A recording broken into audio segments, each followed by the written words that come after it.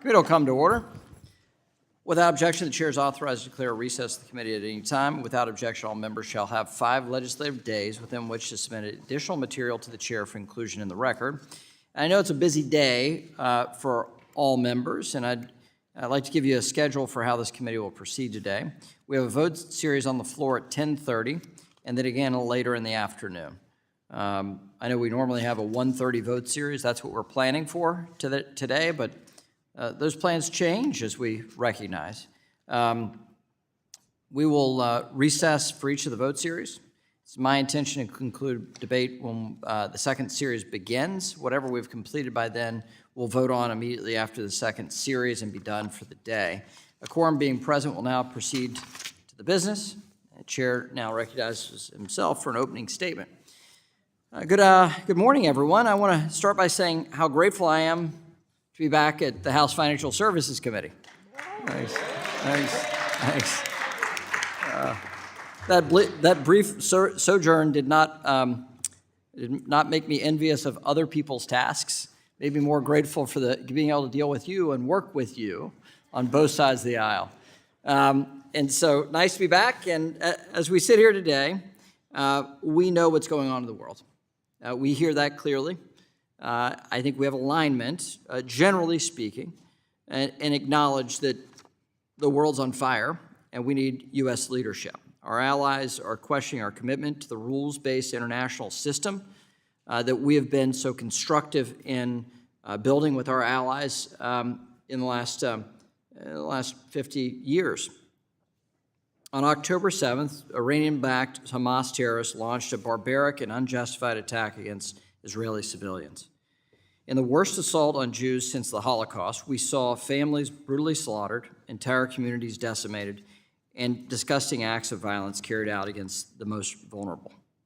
We know all of this is true because we've seen the horrific images and videos from that day.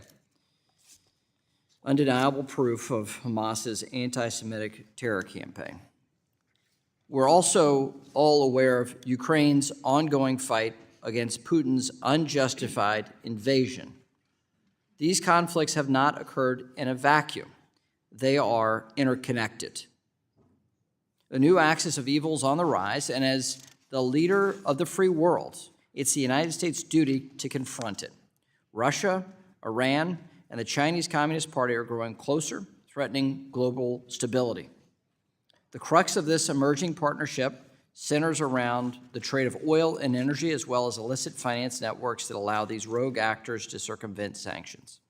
So today, our committee will stand with our Israeli allies, as we work to further isolate Iran and its proxies from the global financial system.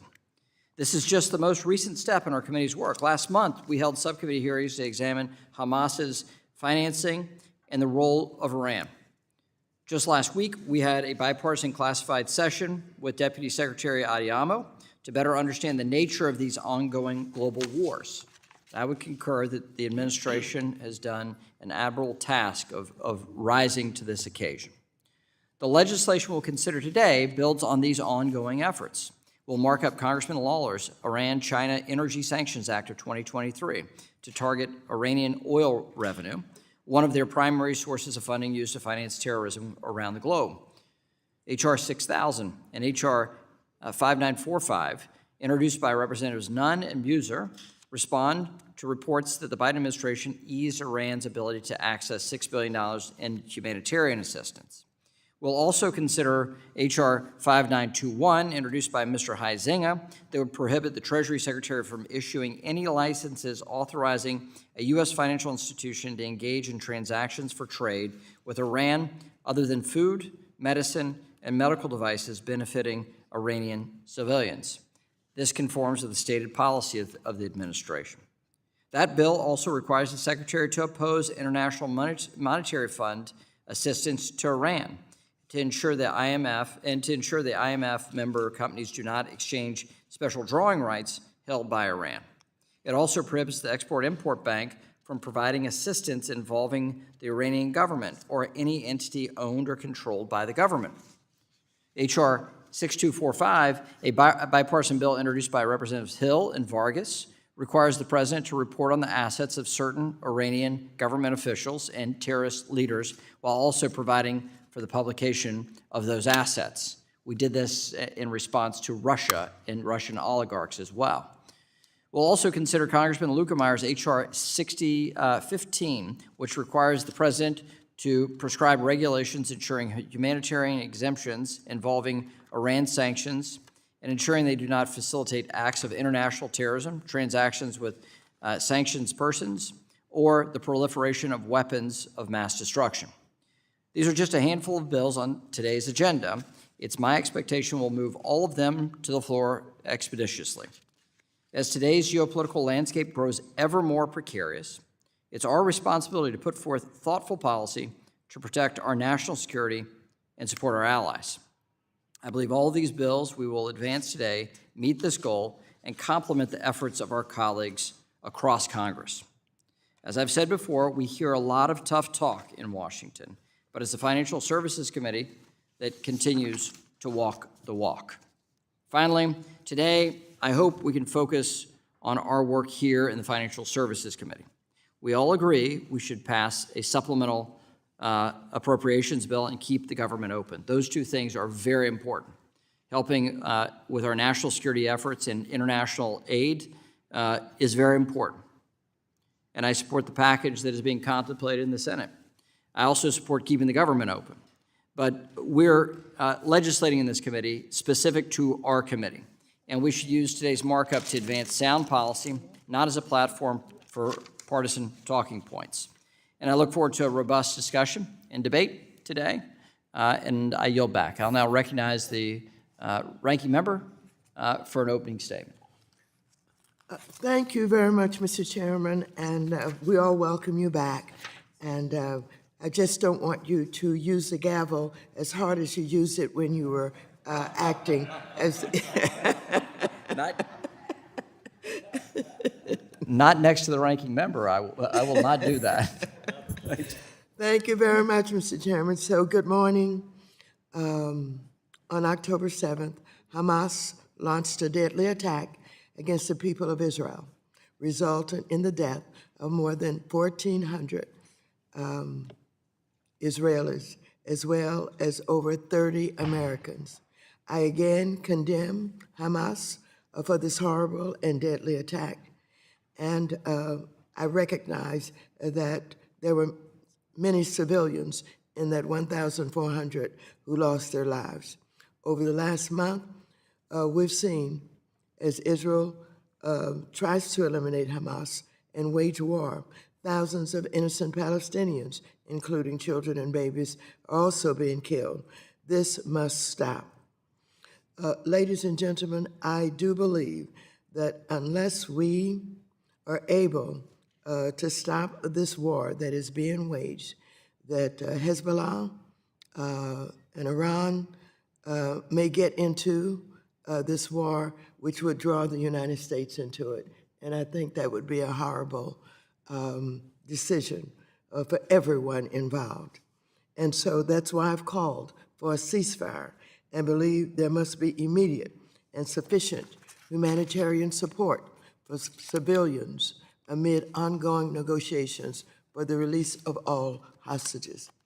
I want to acknowledge the Biden administration's work in responding to this crisis and in defending democracies across the world. When so many of our allies are in need, President Biden has stood strong, traveling to 2 separate active conflicts to show American commitment. In fact, later this morning, Biden's treasurer will impose new sanctions on Hamas leaders and their facilitators, and importantly, in conjunction with the United Kingdom. House Republicans, for their part, have ignored requests for aid, bickering among themselves, and playing politics with America's national security. Today, we have a mix of bills, some of which are bipartisan and could achieve the objectives that they aim to address. But this markup has little meaning when the mega Republicans again threaten a government shutdown, which only fails our allies, democracy, and the American people. Among the bills offered today My bill, Stopping Illicit Oil Shipment Act of 2023, which would crack down on the ghost ships that disguise the transport of sanctioned oil from Iran and Russia. The OFAC Licensure for Investors Act, led by Congresswoman Beatty, which would start a Treasury pilot program that could improve visibility for investigators who follow the money. And the Armed Conflict Migration Act of 2023, led by Congressman Cleaver, which would direct the Treasury to use its voice and vote at the IMF, World Bank, and other development banks to provide financial assistance to countries that receive an influx of displaced Palestinians stemming from the war in Gaza. Nobody should experience displacement from their home, but to the extent that families must flee to safety, we must find ways to help them wherever we can and whenever we can. I'm also pleased to be supportive of some of the Republican bills that we are considering today. There's a strong bipartisan desire to send a clear signal that terrorism, from Iran's support of Hamas and Hezbollah to Russia's illegal invasion of Ukraine, will not be tolerated. That is why it is disappointing that my Republican colleagues have decided to also move forward on some problematic bills that defy our values, reverse decades of bipartisan foreign policy, and in one case would even harm American small business exporters. We're here today after 3 weeks without a speaker, a self-made GOP crisis that left the House incapable of responding to the multiple crises. And there is now uncertainty about the future bills we're marking up today as we approach yet another potential government shutdown. Republicans' claims of being tough on Iran and terrorism ring hollow when they refuse to support funding for our allies and are instigating a shutdown that would basically shutter OFAC, FinCEN, and most of Treasury, which are tasked with enforcing sanctions against Iran, Hamas, Russia, China, and terrorists around the world. Defend democracy at home and abroad, as well as a compassionate concern for the most vulnerable, should be ideals that we hold true as Americans. I hope my colleagues today will live up to those ideals once more. I yield back. Ranking member yields back. Pursuant to notice, I now call up H.R. 5921, the No U.S. Financing for Iran Act of 2023. The clerk will report the bill, which is distributed in advance. H.R. 5921, a Without bill. objection, the bill is considered read and open amendment at any point. The gentleman from Michigan, Mr. Huizinga, has an amendment in the nature of a substitute, copies of which have been distributed in advance. The clerk will report the amendment. Amendment in the nature of a substitute to H.R. 5921. Without objection, the amendment is considered read and will serve as base text for purposes of amendment. The gentleman from Michigan is recognized for 5 minutes. Thank you, Mr. Chairman, and it is good to have you back. So I appreciate you bringing up this timely and important legislation this morning. You know, the ranking member just said she wants to, quote, send a clear signal. I think many of us do. I think all of us do, especially after seeing that horrific video this morning of those Hamas barbarians coming in to Israel. And those Hamas barbarians were financed primarily by Iran. You know, it may seem like a direct response to that attack, but let me be clear. We've been at this for a while, and sadly, it is the situation that has arisen in Israel that really has brought this to the forefront. And that is a powerful reminder of the dangers posed by Hamas and others that Iran finances. So, in fact, this bill, this concept was first introduced back in the 114th Congress, myself and my colleague, Mr. Sherman, and we even received a bipartisan vote on the House floor. And while the bill has had a few iterations, the goal remains the same. H.R. 5921 does exactly what it says. It attempts to stop Iran from being able to use our financial system while ensuring that institutions under our committee's jurisdiction keep their distance from the government of Tehran. As we all know, Iran remains one of the most heavily sanctioned countries in the world. However, the Treasury Department retains broad discretion to license activities by U.S. persons, since many of our blocking sanctions have been imposed through executive orders, not through law. H.R. 5921 does three main things. First, it prohibits Treasury from issuing licenses that allow U.S. financial institutions to enable trade with Iran. Now, there's a couple of very significant exceptions to that, other than, and I'm quoting from the bill itself, this is in Section 2, other than the sale of agricultural commodities, food, medicine, medical devices, or humanitarian assistance benefiting the civilian population of Iran, close quote. The second is that it further cuts off financing for Iran from the world's lender of last resort, the IMF, the International Monetary Fund. While Iran is not currently seeking assistance from the fund, it certainly could as an IMF member country. My bill makes it clear that the United States, as the IMF's largest shareholder, will oppose any such request. This prohibition would further extend to the IMF Special Drawing Rights Program, or SDRs as they're commonly referred to, which Iran actually accessed in 2021 to the tune of $5 billion. Now, Section 3 makes it clear that this only applies to Iran, not other countries, as some have asserted. So, just last week, the House adopted a similar prohibition introduced by my colleague from Arkansas, Mr. Hill, as part of the Financial Service and General Government Appropriations debate. And lastly, my bill extends an existing prohibition against export-import bank financing for Iran. This codification is similar to the language introduced in my original legislation. I do want to note one exception that we've included in the bill before us today, and it's an important one. U.S. law has long exempted humanitarian assistance from sanctions so as not to punish innocent civilians.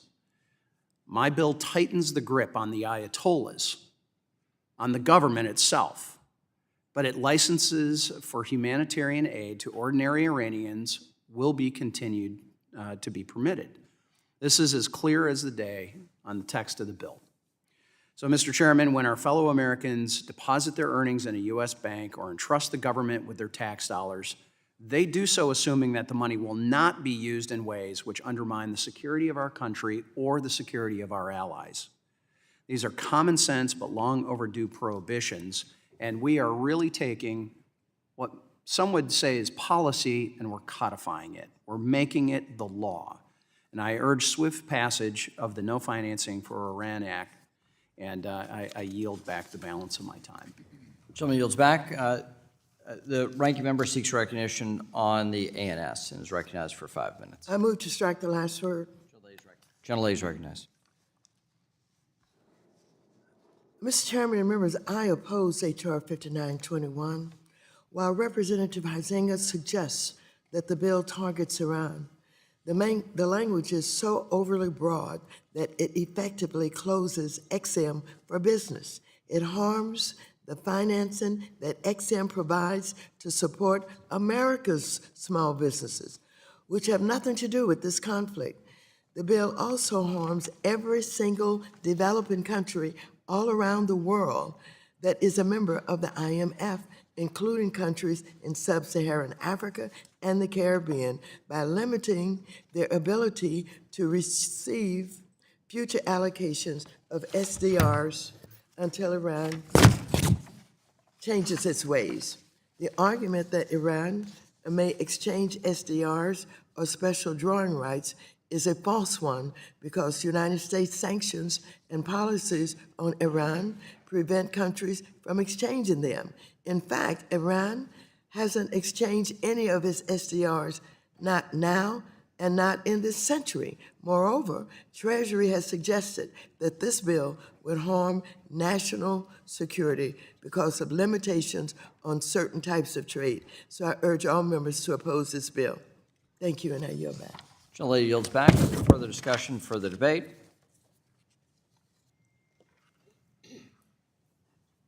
No further discussion, no further debate or amendment. Is there further amendment to the bill? H.R. 5921, the question now occurs on adoption of the amendment in the nature of a substitute offered by the gentleman from Michigan. All those in favor shall signify by saying aye. Aye. All those opposed shall signify by saying nay. Nay. In the opinion of the chair, the ayes have it. The ayes have it, and the amendment in the nature of substitute is adopted. The question now occurs on ordering the bill, H.R. 5921, as amended, reported to the House with a favorable recommendation. Those in favor shall signify by saying aye. All those opposed shall signify by saying nay. Nay. In the opinion of the chair, the ayes have it. Recorded The vote ayes- is requested. A recorded vote has been requested. All those in favor of a recorded vote, please raise your hand. A sufficient number having raised their hands, a recorded vote is ordered pursuant to subsection C5 of Rule 3 of the committee rules. The vote on this question is postponed.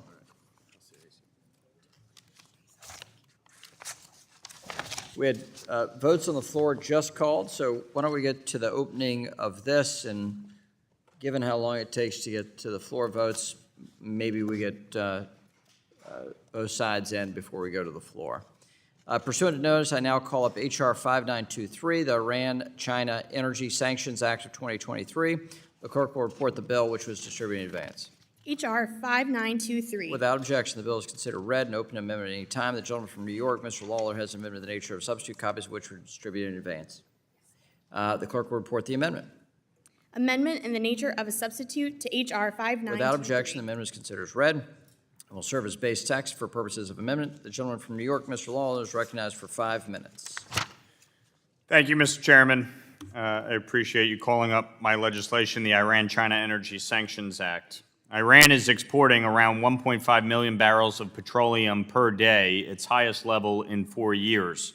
Around 80% of those exports go to China, providing Tehran with revenues that keep the regime afloat and enable Iran's sponsorship of terrorism abroad. As we saw during the October 7th attack by Hamas against Israel, it is long overdue to cut off Iran's ability to finance terrorist proxies around the world. H.R. 5923 targets small, independent Chinese oil refiners, so-called teapots, which have been driving China's purchases of Iranian crude. Unlike state-owned refineries that have retreated from the market, teapots are less exposed to blocking sanctions and deal in more limited quantities. However, teapots aren't completely beyond our reach.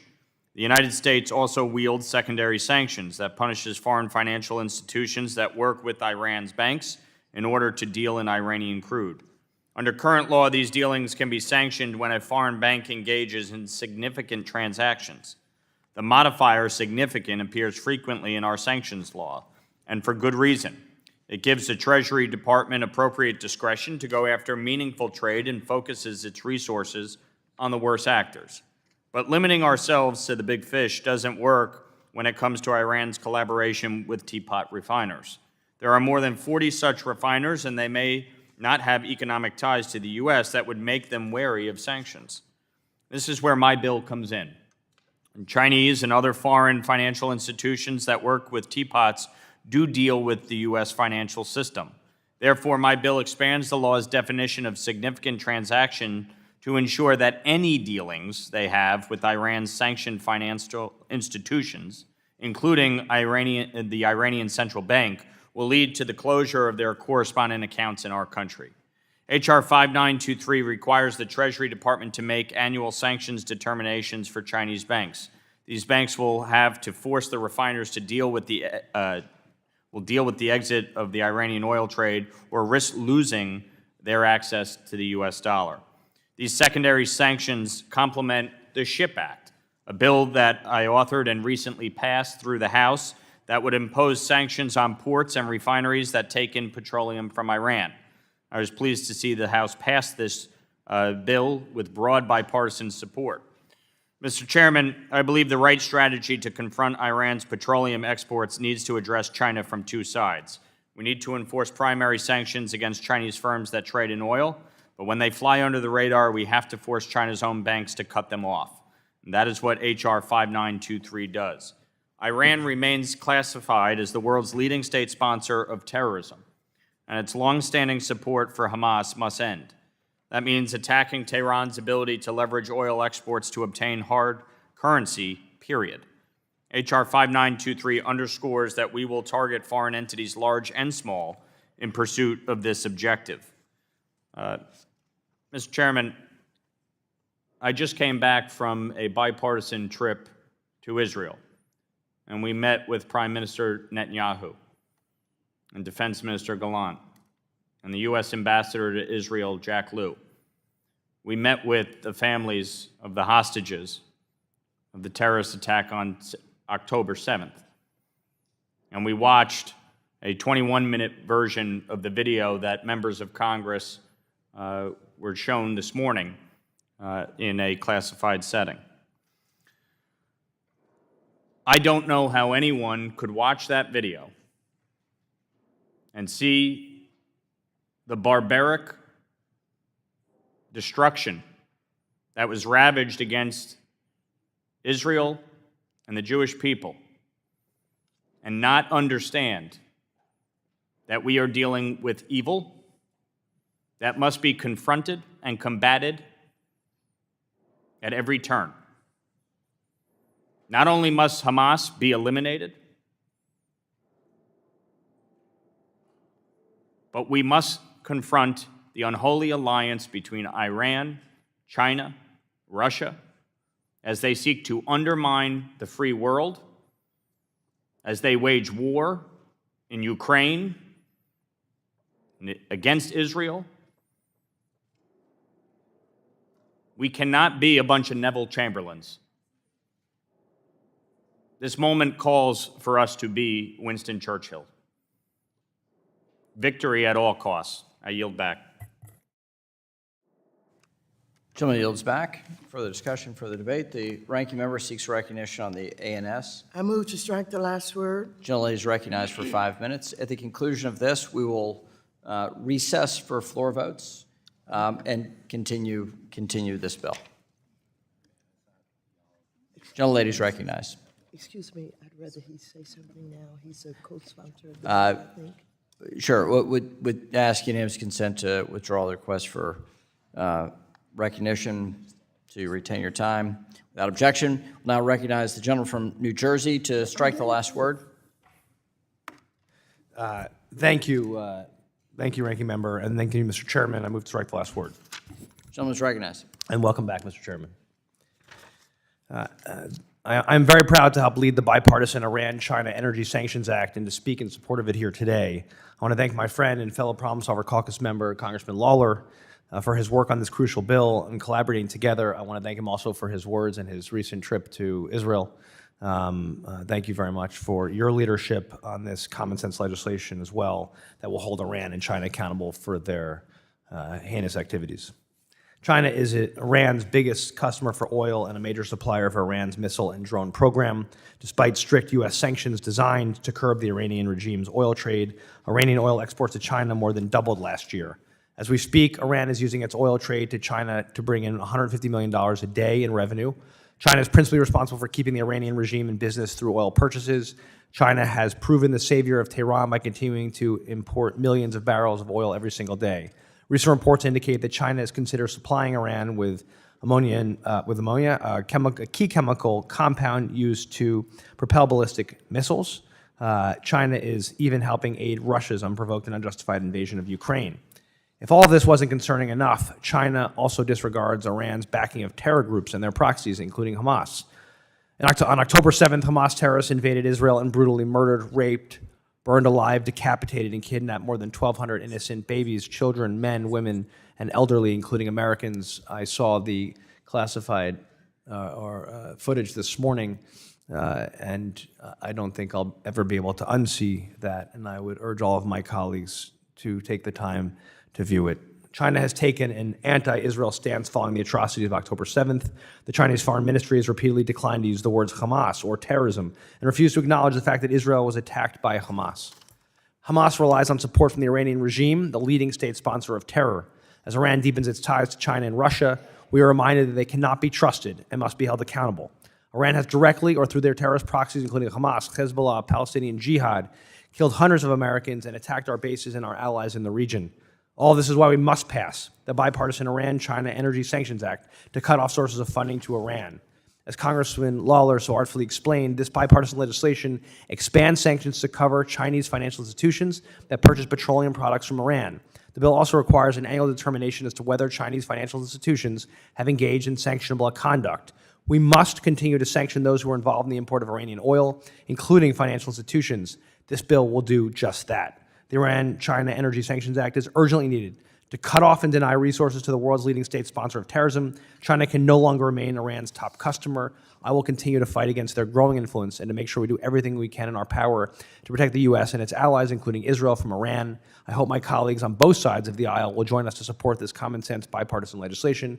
Again, I urge everyone to please see the footage from today. I would like to yield the remaining my time to Ms. Waters, the ranking member. Thank you very much. I support the bill offered by Representatives Lawyer and Gottheimer, H.R. 5923. This bill would expand secondary sanctions involving Iran to also cover Chinese banks that finance the purchase of Iran's oil, helping curtail the purchase of Iranian oil by so-called teapot or small, often family-owned refineries in China. My Republican colleagues sometimes suggest that the Biden administration has weakened sanctions on Iran, which is not true. In fact, Treasury has imposed over 300 new sanctions during the Biden administration. However, we know that small refineries in China continue to purchase oil outside of the traditional banking system. This bill provides additional tools to the Biden administration to further restrict Iran's access to resources. While we worked with Treasury to get H.R. 5923 to a place that allows me to support it, I understand that the State Department still has concerns. I expect Mr. Lawyer will continue to work with state to address the remaining items as the bill moves to the floor. I thank you, and I yield back. Gentleman yield back. I yield back. Thank you. Gentlelady yields back. Gentleman yields back. We will now recess. Pursuant to the chair's early notice, we'll recess for floor votes and immediately resume once those votes are taken. The committee stands in recess.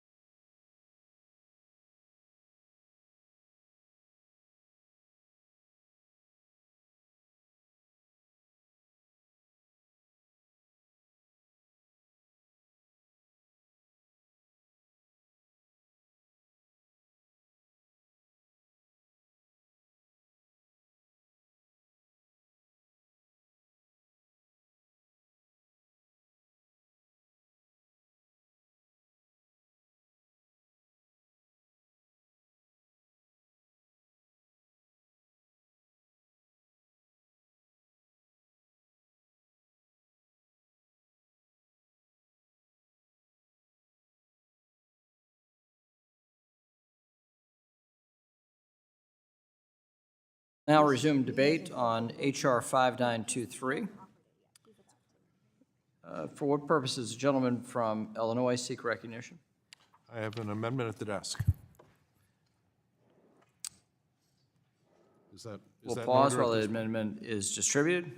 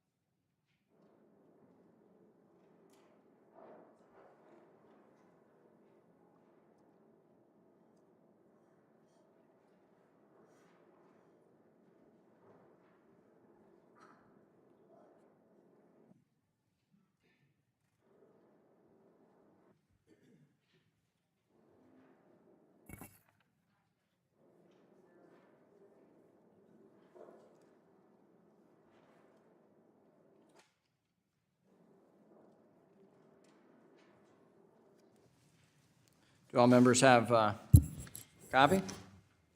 Clerk will report.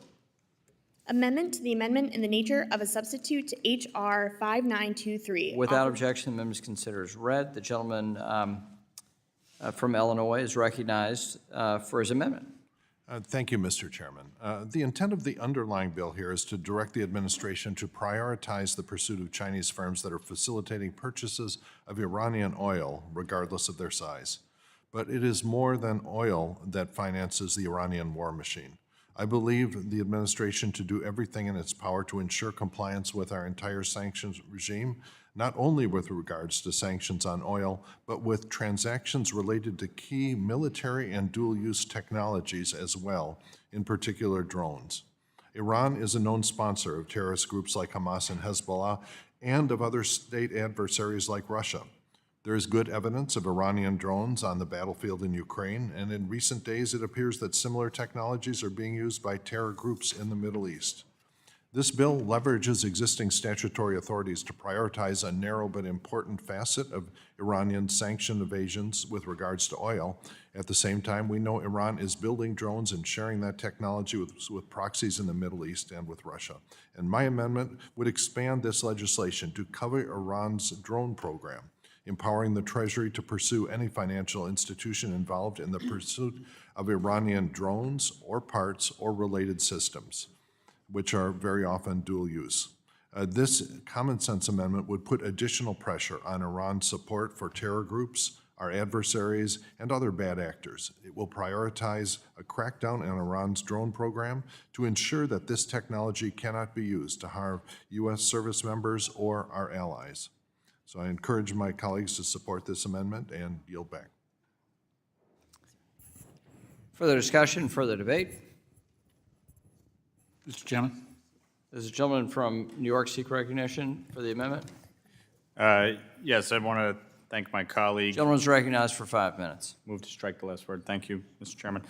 I'd like to thank my colleague for offering this amendment, and certainly look forward to working with him to try and address this particular issue as we move forward, and obviously crack down on the situation with Iranian UAVs and do what we can to address that as well.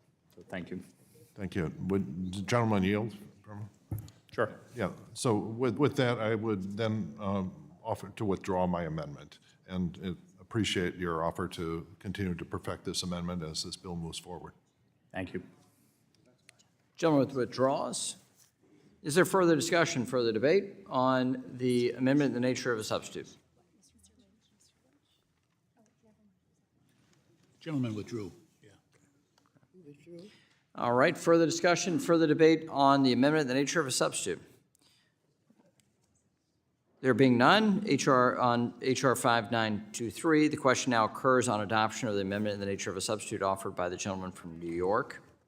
All those in favor shall signify by saying aye. Aye. All those opposed shall signify by saying nay. In the opinion of the chair, the ayes have it, and the amendment is adopted. The question now occurs on ordering the bill, H.R. 5923, as amended, reported to the House with a favorable recommendation. Those in favor shall signify by saying aye. All those opposed shall signify by saying nay. In the opinion of the chair, the ayes have it, The vice chair I'd ask for a recorded vote. asks for a recorded vote. It has been requested. All those in favor of a recorded vote shall raise your hand. A sufficient number having raised their hands, a recorded vote is ordered pursuant to subsection C5 of Rule 3 of the committee rules. The vote on this question is postponed. Pursuant to notice, I now call up H.R. 6245, the Holding Iranian Leaders Accountable Act. The clerk will report the bill which was distributed in advance.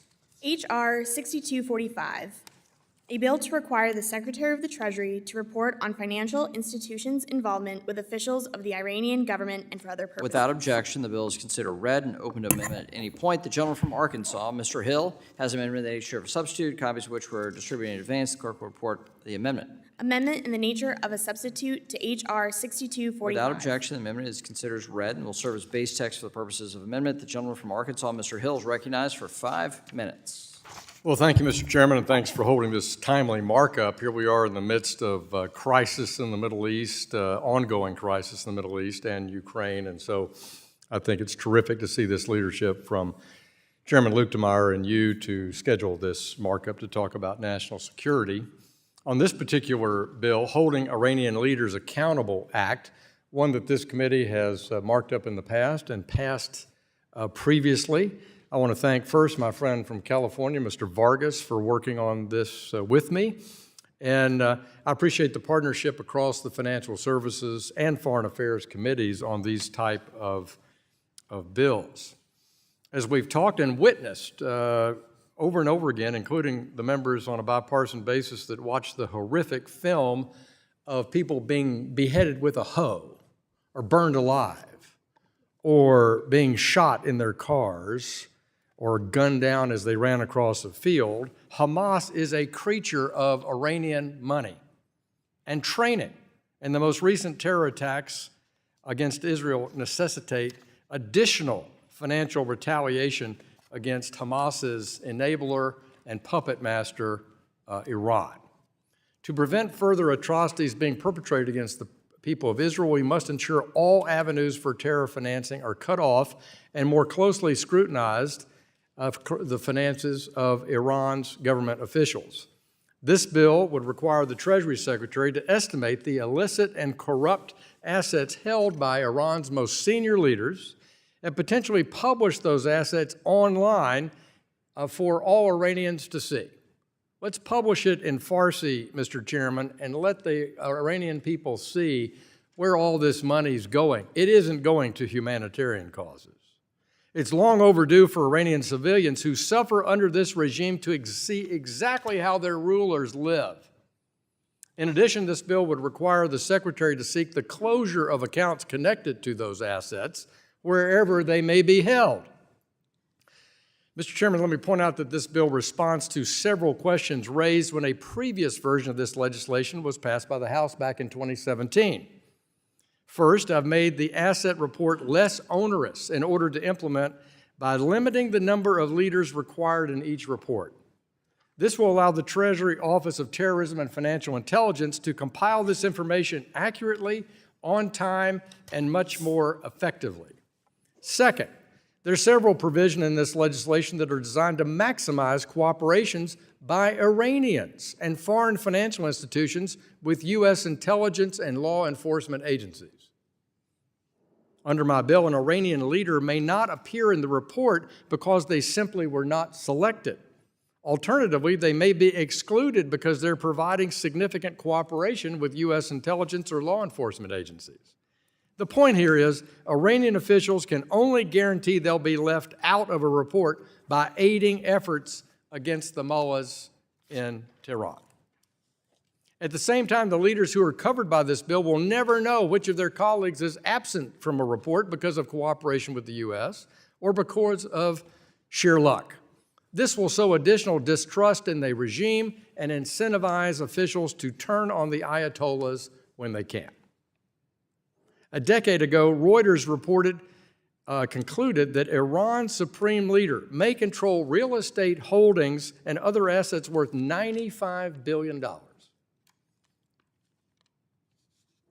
In 2019, the U.S. Embassy in Baghdad estimated the supreme leader's assets at $200 billion. $200 billion. The GDP of Iran is like $380 billion.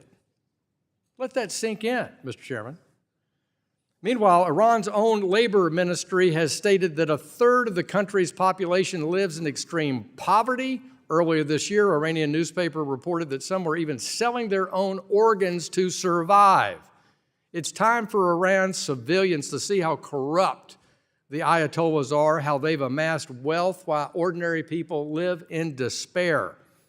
As we continue to monitor the region, we cannot delay in restricting the financial assets of the Ayatollahs and other senior officials in Tehran. Holding Iranian Leaders Accountable Act treats the Iranian government as the crime family they are. This bill's strategy resembles the approach that we've taken to break up the mafia in the past. I urge a yes vote, and I thank Mr. Vargas, and I yield back to the chair.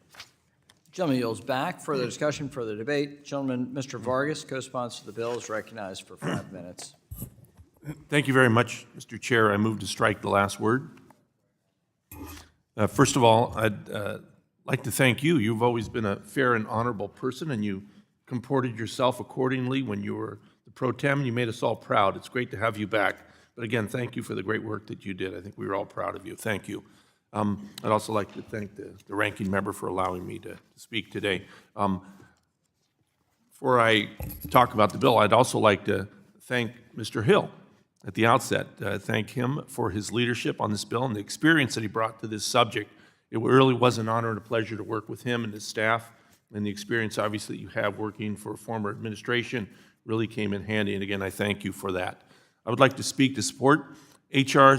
6245, the Holding Iranian Leaders Accountable Act. It is important for our country to show a united front in unequivocally condemning the atrocities committed by Hamas. Let's be clear. We know Hamas was receiving funding, weapons, and training from Iran. We know Hamas has been designated a foreign terrorist organization for over 20 years. We know the connections between Iran and Hamas are extensive, long-standing, and well-documented. We've seen public reporting stating that beginning in August, Iranian security officials began assisting Hamas's surprise attack on Israel on October 7th.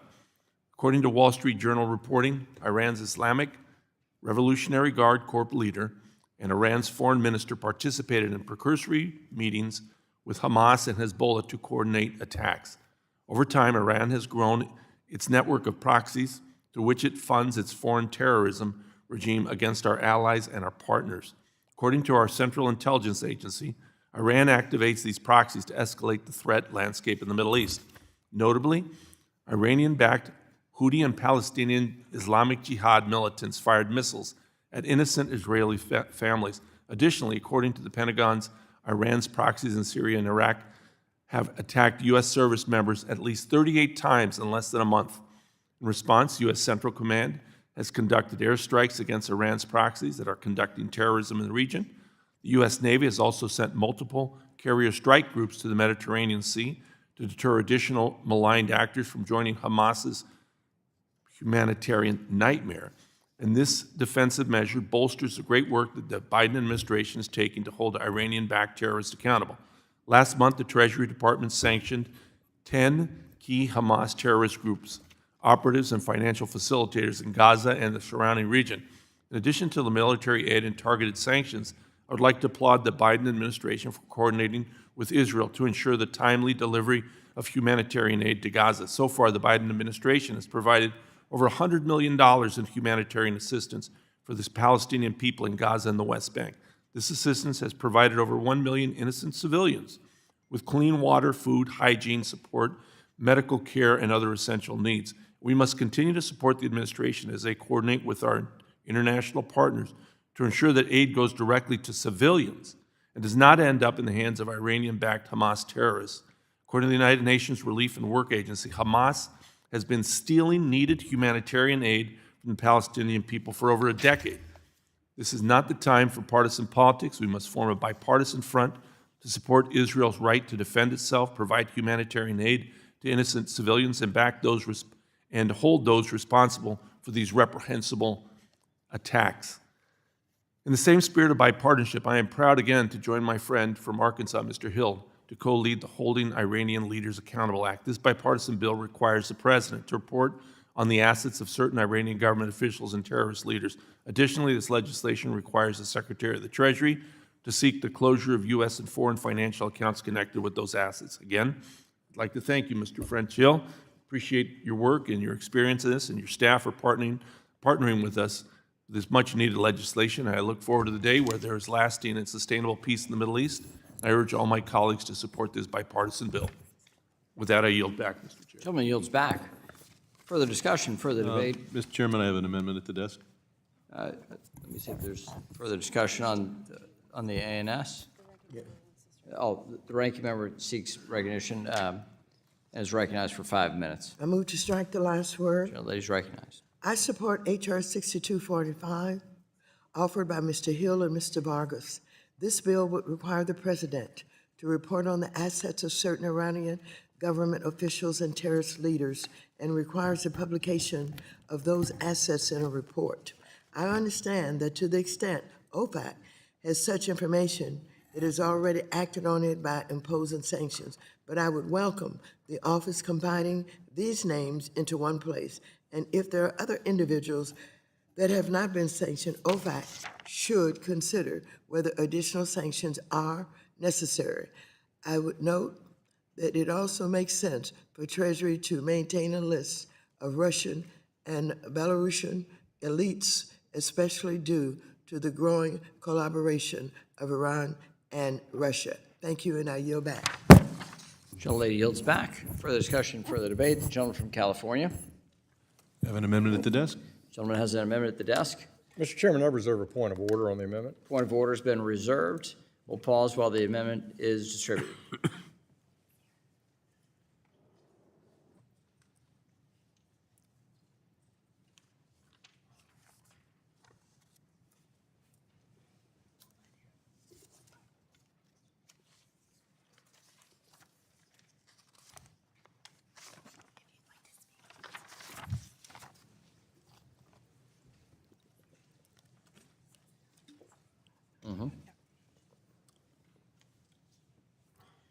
All right, clerk will report the amendment. Amendment to the amendment in the nature of a substitute to H.R. 6245. Without objection, the amendment is considered as read. A point of order has been reserved. The gentleman from California is recognized for 5 minutes to describe his amendment. The subject of this bill is how to use sanctions more effectively and more transparently with Congress to affect our foreign policy objectives and to punish those who are guilty of terrorism and aggression. I strongly support this bill and have an amendment that would broaden it. It would provide, but first just a few comments about this bill. President Biden was right when he addressed the U.S. from the Oval Office on October 20th. The United States cannot walk away from our role as a beacon to the world, and we must make every effort to support our democratic allies in Israel and Ukraine on the world stage. Now, Iran and Russia and Hamas have an increasingly close cooperative relationship, and one cannot focus on events in the Middle East and ignore Russia. Russia accounted for 1/3 of Tehran's arms exports during the 4 decades after the revolution in 1979. The two countries, though, are moving much closer. The two countries formed what they call a full-scale defense partnership in the middle of this year. Between August and December of last year, Iran provided hundreds of reconnaissance and suicide drones that Russia deployed both against civilian and government targets in Ukraine. Dozens of Revolutionary Guard corps were deployed in occupied Crimea to teach Russian counterparts on how to use those drones. Iran's made drones were linked to the deaths of hundreds of civilians, including children, by the end of 2022. In exchange, Iran has sought Russian jet fighters, attack helicopters, radar, and combat aircraft. This sale of arms, where Russia purchases Iranian weapons, helps fund Iran's financing of terrorism. So what this amendment does is it broadens the bill to also apply to those senior Russian government officials in their foreign and defense ministries, and to oligarchs who have both a high net worth, of course, because they're oligarchs, and who have materially supported or benefited from Russia's invasion of Ukraine.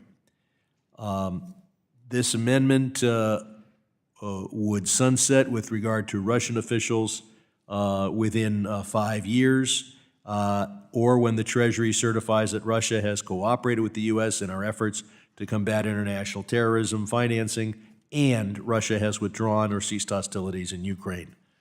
This is an effective bill, it's a good bill, and we should use it to deal with both of the widely publicized and major acts of aggression that are taking place in the world today. Both Iran's supporting of Hamas and brutal attacks that have killed over 1,200 Israelis, and Russia's invasion of Ukraine, and then the two together, where Iran and Russia are cooperating in what they term a full-scale defense partnership. I yield back. Gentleman yields back. Further discussion, further debate. The ranking member seeks recognition. I move to strike the last The word. lady is recognized for 5 minutes. I support the Sherman Amendment as it will help Treasury and OFAC put together a full list of the individuals I have called the Kremlin clan. OFAC has made progress targeting Russia's elites, but many of us will recall that when Trump's Treasury lifted sanctions on Putin's confidant Oleg Deripaska, Mr. Sherman's amendment appropriately directs Treasury to follow the money trail between Russia and Belarus and Iran. For example, we know that Iran is supplying Russia with unmanned aerial vehicles that are killing Ukrainians fighting for their homeland. We should also be concerned that Russia possesses the know-how to help Iran achieve its nuclear ambitions. So I thank Mr. Chairman for offering this amendment and for focusing this committee and the bill on the broader activities of Iran and Russia. As previously stated, I support this amendment, which would expand the list of elites to include those from Russia and former Soviet states such as Belarus, due to the growing collaboration between Iran and Russia in attacking U.S. national security interests. I urge members to support this amendment, and I yield back. Lady yields back. Gentleman from Arkansas. Does the Thank you, Chairman. Let me respond to Mr. Sherman's amendment, maybe three significant points. First, of course, I always thank him for his support of this work and appreciate his vote. He voted on this bill back in 2017 and has been a constructive voice consistently in sanctioning bad actors. Secondly, there's no doubt, as the American Enterprise Institute put out in their new report this week, that whether you call it an axis of evil or a coalition against democracy, which is how they funded it or described it, that North Korea, Iran, Russia, and China are conspiring against American interests around the world and freedom around the world and democratic values in the world, and particularly in this current concern in the Middle East and in Ukraine, and as it relates to East Asia and concern over freedom of navigation in the South China Sea and the prospects for a free and open and democratic Taiwan. So I accept the premise that Russia is a co-conspirator along with Hezbollah, Hamas, Assad, China, North Korea, all to do bad things in Ukraine, do bad things in Gaza, do bad things in Syria, no doubt. But I made a point of order because I think it's not germane to this bill. And I think that I would rather work with my friend from California on a bill along his theme is a mirror to the bill that we've proposed today on Iranian leadership. Study the statutes as it relates to current sanctions under Magnitsky or in some other area on what we're doing right now, targeting key Russians, and propose a bill that is of similar nature, but not as an amendment to this bill, which I believe I have to insist on my point of order that it's not germane to this particular bill, despite that strategic connection he makes so ably. And the third point I would make is it's a little ironic because in 2017, the minority made a big issue about narrowing the scope of this bill and narrowing the number of leaders that were asking the Treasury to study and make announcements of and help us promote and publish as soon as possible.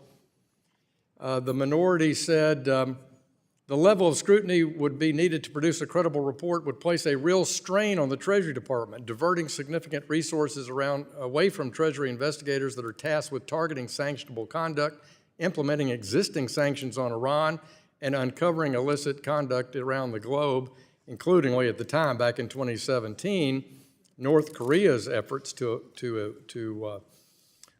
get around U.S. and international sanctions. So I think we're on the right design with this bill. We've narrowed the scope. Will the gentleman yield? I will yield to my friend.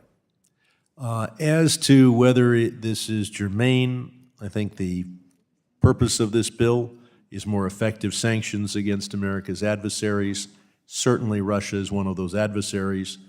You're correct in saying that this is at least a mirror of your bill. I think a mirror is usually germane in that when you look in a mirror, you see what is the object in chief.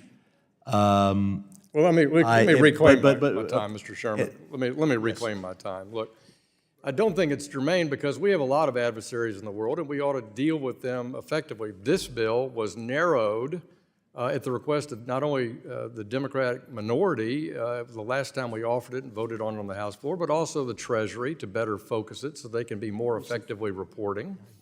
And if we want to do a Russia bill, I'm happy to work with the gentleman on that Russia bill.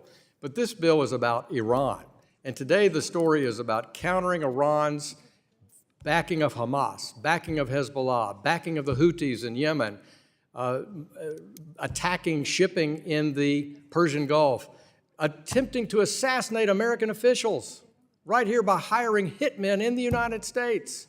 This bill is about countering Iran, and I want to keep it there, and I'm going to insist on my point of order because the gentleman's trying to take apples and mix them with oranges. I want this bill to stay focused on oranges, which is countering Iran.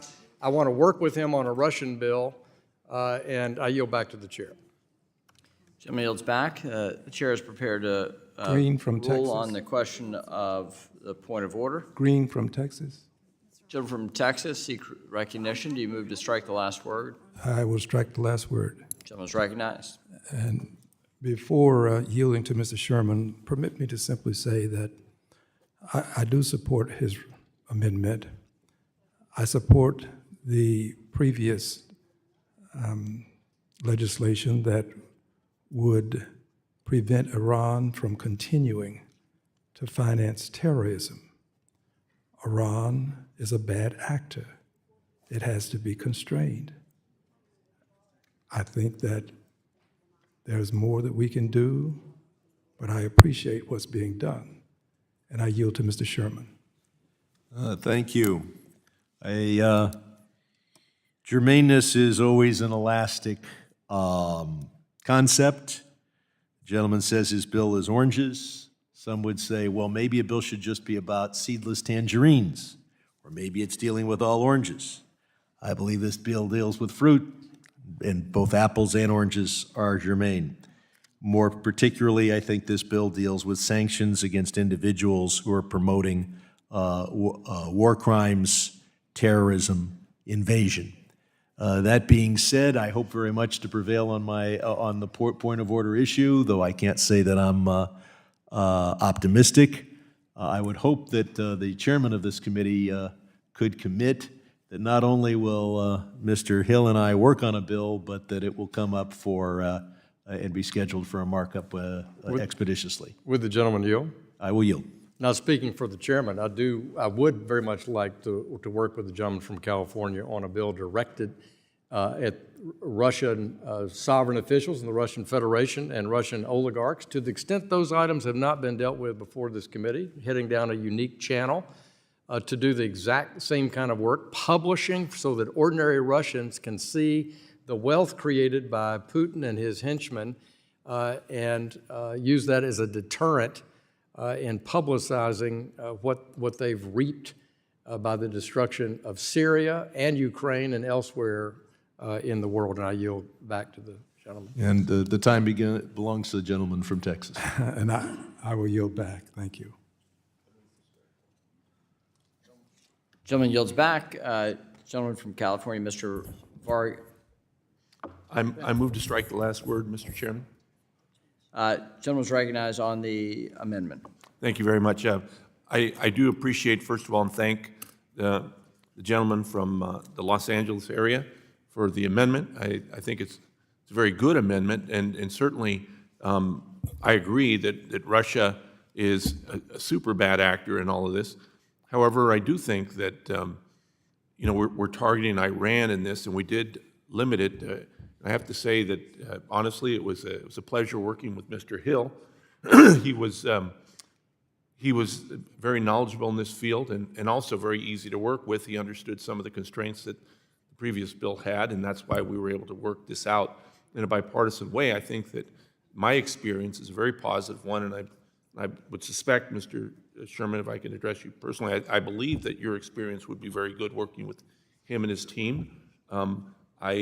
Obviously, I don't know if your bill would come up for a vote or not. That's something that would be up to the chairman. But I can, from the perspective of someone that's worked with Mr. Hill now on a number of bills, I can tell you he's a terrific person, very honorable person to work with, and I would recommend him as a partner in all of this. And I second your view of Mr. Hill. Okay. And if the gentleman will yield, I second your seconding, which is a third. And I would commend the same of you, Mr. Vargas. Thank you for yielding, but I would also say, in the estimation of how I would view legislation that you all are contemplating, I would view it very favorably, and the direction is right. And this is a specific bill related to a specific circumstance. The goal here was to not generalize this and open up a broader debate and broader discussion, but to be very focused on the task at hand. So with that, I'll yield back. Someone yield back. Gentleman yield back. Further discussion, further debate. Does the gentleman withdraw his amendment with that understanding? Seeing that my particular view of germaneness is unlikely to prevail, I'll withdraw the amendment. Gentleman withdraws. Further discussion, further debate. I withdraw the point of order, Mr. Chairman. Gentleman withdraws a point of order. The amendment is withdrawn. We will, so now to the amendment in the nature of a substitute on 6245. Is there further discussion or amendment to the bill? Hearing no further discussion or debate or amendment, the question now occurs on adoption of the amendment in the nature of a substitute offered by the gentleman from Arkansas on H.R. 6245. All those in favor shall signify by saying aye. Aye. All those opposed shall signify by saying nay. Opinion of the chair, the ayes have it. The ayes have it. The amendment in the nature of a substitute is adopted. The question now occurs on ordering the bill, H.R. 6245, as amended, reported to the House with a favorable recommendation. Those in favor shall signify by saying aye. Aye. All those opposed shall signify by saying nay. Mr. Chairman. Opinion of the chair, the ayes have it. Vice Chair. I'd ask for a recorded vote. Recorded vote has been requested. All those in favor of a recorded vote, raise their hand. A sufficient number having raised their hands, a recorded vote is ordered pursuant to subsection C5 of Rule 3 of the committee rules. The vote on the question is postponed. Pursuant to notice, I now call up H.R. 6323, the Iran Counterterrorism Act of 2023. The clerk will report the bill, which was distributed in advance. H.R. 6323, a bill to modify the ability of certain waiver authorities with respect to sanctions imposed with respect to the financial sector of Iran and for other purposes. Without objection, the bill is considered as read and open to amendment at any point. The gentlewoman from California, Mrs. Kim, has an amendment of the nature of a substitute, copies of which have been distributed in advance. The clerk will report the amendment. Amendment in the nature of a substitute to H.R. 6323. Without objection, the amendment is considered as read and will serve as base text for the purposes of amendment. The gentlewoman from California, Mrs. Kim, is recognized for 5 minutes. Thank you, Chairman McHenry and the committee staff for working with me to call up H.R. 6323, the Iran Counterterrorism Act. The October 7th attack by Hamas against the people of Israel underscored the dangers posed by Iran, which has long been classified by the State Department as the world's leading state sponsor of terrorism. Since 2012, the Iranian regime has spent more than $20 billion to support international terrorist groups around the world. Furthermore, reports indicate that Iran raised its funding for Hamas armed wing over the last year from $100 million to around $350 million per year. Just prior to the October 7th attacks, the administration issued waivers that allowed the transfer of $6 billion in Iranian funds from South Korea to Qatar in exchange for 5 American hostages. While we are all pleased that these hostages have been freed, members on both sides of the aisle have criticized the waivers that led to this ransom payment. Even the administration has had second thoughts. Following Hamas' attack on Israel, the Deputy Secretary of the Treasury announced that these funds are not leaving Qatar anytime soon. Sources tell our office that there are still tens of billions of dollars of Iranian assets frozen by U.S. sanctions. Who's to say that Iranian regimes does not have an incentive to capture more American hostages in exchange to unfreeze assets? Both the House and Senate are considering bills to formally rescind the waivers that unfroze the $6 billion. These are worthwhile initiatives. My bill, however, will help ensure that future waivers can also be scrutinized by Congress before it's too late and the money is out the door. With my legislation, 2 of the waiver authorities that the administration used to pay its ransom would be tightened significantly and reassert congressional authority over the U.S. policy on sanctions. Under current law, these waivers can be issued if the president determines they are in the national interest, national security interest of the United States. My bill, H.R. 6323, says that relevant sanctions can only be waived if Iran has ceased to support international terrorism. If Iran hasn't done so, and the president still wants to invoke our national security interest to waive those sanctions, then Congress has a review period in which it can disapprove of the waiver. In other words, the next time that an administration, any administration, Republican or Democratic, wants to rely on a national security waiver in order to pay ransom to Iran, the president will have to notify Congress 30 days in advance. If the review period overlaps with the August recess, Congress has 60 days to consider it. During this time, Congress will be able to debate a joint resolution of disapproval under expedited procedures. If that joint resolution is enacted, the waiver cannot be issued. If Congress passes a joint resolution of support, or if it simply chooses not to act, the waiver goes forward. Either way, Congress will regain its authority to have a say before the Ayatollahs gain access to any funds. This congressional review process is taken from an existing law targeting Russia, the Countering America's Adversaries Through Sanctions Act. When this law was enacted in 2017, Congress felt it was essential to have the ability to disapprove of waivers benefiting Moscow. In fact, the bill passed the House by a vote of 419 to 3, with the Senate approving it by a vote of 98 to 2. In 2023, surely we can agree that Iran waivers deserve similar scrutiny from Congress. Let me just add here that nothing in my bill affects existing sanctions exemptions for food, medicine, and medical devices. These are blanket exceptions that Congress already built into the sanctions laws we're discussing, and nothing in my legislation changes that. The waivers issued in September were shocking to many of us, even before the October assault on Israel. But after those attacks, every one of us knew that the release of $6 billion through a presidential waiver without any review by Congress couldn't be defended to our constituents. H.R. 6323 will change that. I urge my colleagues to support this legislation, and I yield the balance of my time. Gentlelady yields back. Further discussion, further debate. The ranking member seeks recognition. Thank you. I move to strike the last word. Gentlelady is recognized for 5 minutes. I oppose H.R. 6323. This bill would effectively prohibit the president from authorizing waivers from U.S. sanctions on Iran, including for humanitarian reasons, preventing humanitarian aid in response to a natural disaster like an earthquake or a pandemic. Instead, Republicans want to be in the driver's seat and force a congressional vote of approval each and every time that humanitarian aid can go to people of Iran. I'd like to reiterate that I'm strongly opposed to the Iranian government and the efforts to fund terrorism around the world, but I am not opposed to the people of Iran who live under authoritarian rule.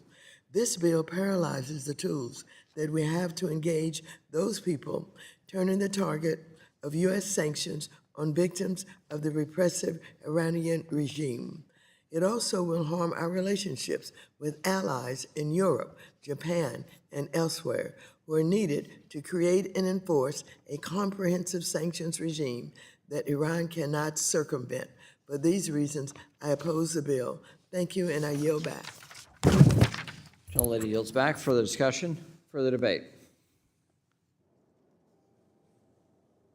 There being no further discussion or amendment to the bill, H.R. 6323, the question now occurs on adoption of the amendment in the nature of a substitute offered by the gentlewoman from California. All those in favor shall signify by saying aye. All those opposed shall signify by saying nay. Chairman? In the opinion of the chair, the ayes have it. Yes. The ayes have it. The amendment is adopted. Question now occurs on ordering the bill 6323 as amended, reported to the House with a favorable recommendation. Those in favor shall signify by saying aye. Aye. All those opposed shall signify by saying nay. Nay. In the opinion of the chair, the Chairman, ayes I'd like have to it. ask for a The ayes recorded have it. vote. Recorded vote has been requested by the gentlewoman from California. Recorded vote has been requested. All those in favor of recorded vote, please raise your hands.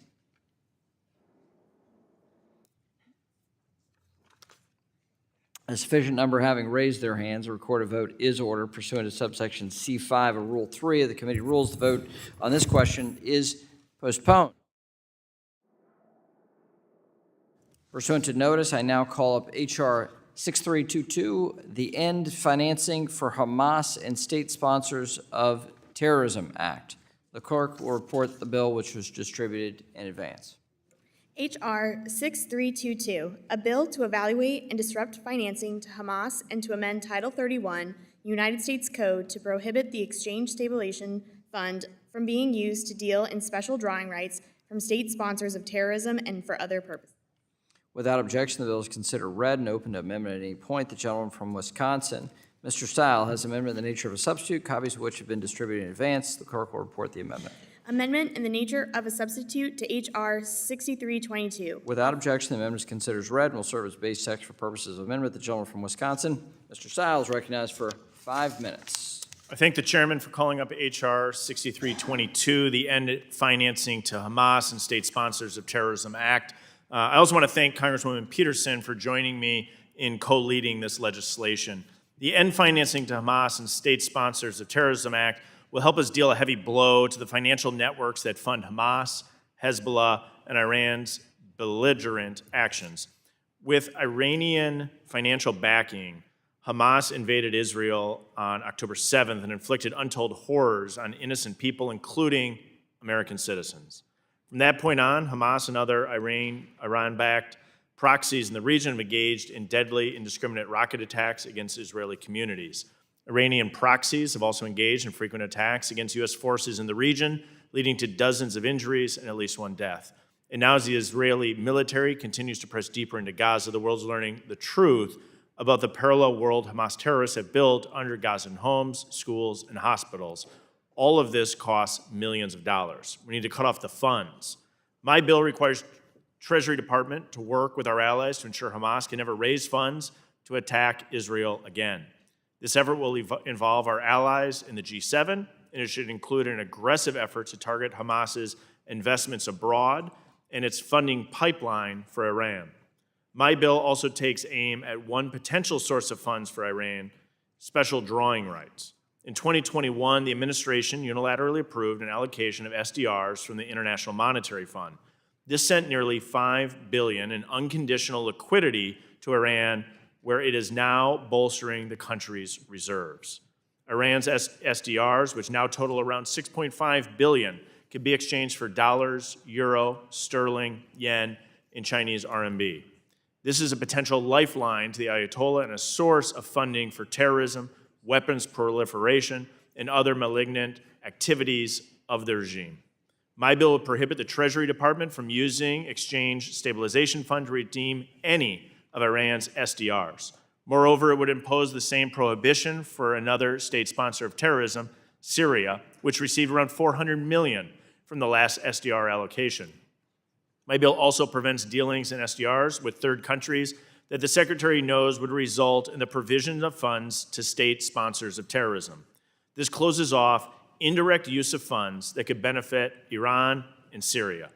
Treasury may argue that it already refuses to engage with Iran on SDR exchanges, but this posture can change at any time, and the administration has shown a willingness to waive restrictions on Iran. Unlike a sanctions waiver, an SDR exchange could happen without any congressional notification. This is a big blind spot. If the administration believes in its current practice, refusing SDR exchanges with Iran, there should be no disagreement about backing this up in law. Unfortunately, we've seen the consequences of giving Iran access to funds. We need to get serious about stopping Iran and its terrorist proxies. Again, I thank Congresswoman Peterson for her support, and I urge my colleagues on both sides of the aisle to support this important legislation. I yield back. Gentleman yields back. Further discussion, further debate. Ranking member seeks recognition. I move to strike the last word. Gentle lady is recognized for 5 minutes. Thank you. While I do appreciate this bill's well-intended study and strategy on Hamas financing, I oppose H.R. 6322 because it would undermine the ability of the United States to lend or exchange special drawing rights, or SDRs, to countries around the world, even when there is no link to Iran at all. Every IMF member country receives an allocation of SDRs on a pro rata basis. SDRs are essentially the currency of the IMF and are based on the value of several dominant currencies, primarily the dollar. Often, developing countries try to exchange their allocation for dollars, and there are proposals to enable the Treasury to lend its large balance of SDRs to countries in need, including as part of the package President Biden has requested to counter authoritarianism. I'm proud that Democrats on this committee joined me in pushing for a $650 billion increase in SDRs during the pandemic, which were used to shore up developing country finances at no cost to the Treasury. And because of the broad sanctions and policies the Biden administration and previous administrations have imposed, Iran has never been able to exchange its SDRs for cash. However, this bill would prevent the United States from exchanging or lending SDRs when developing countries around the world by requiring the Treasury to make a literally impossible determination. This bill harms the entire world without doing anything to change the status quo on Iran. And so, I urge all members to oppose this bill. Gentlelady yields back. The gentleman from Illinois. Thank you, Mr. Chairman. I have an amendment at the desk. Gentleman has an amendment at the desk. We'll pause while the amendment is distributed.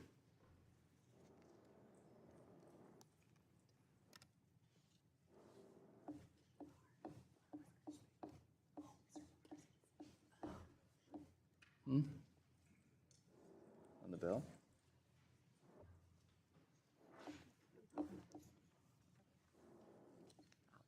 Can I engage with him?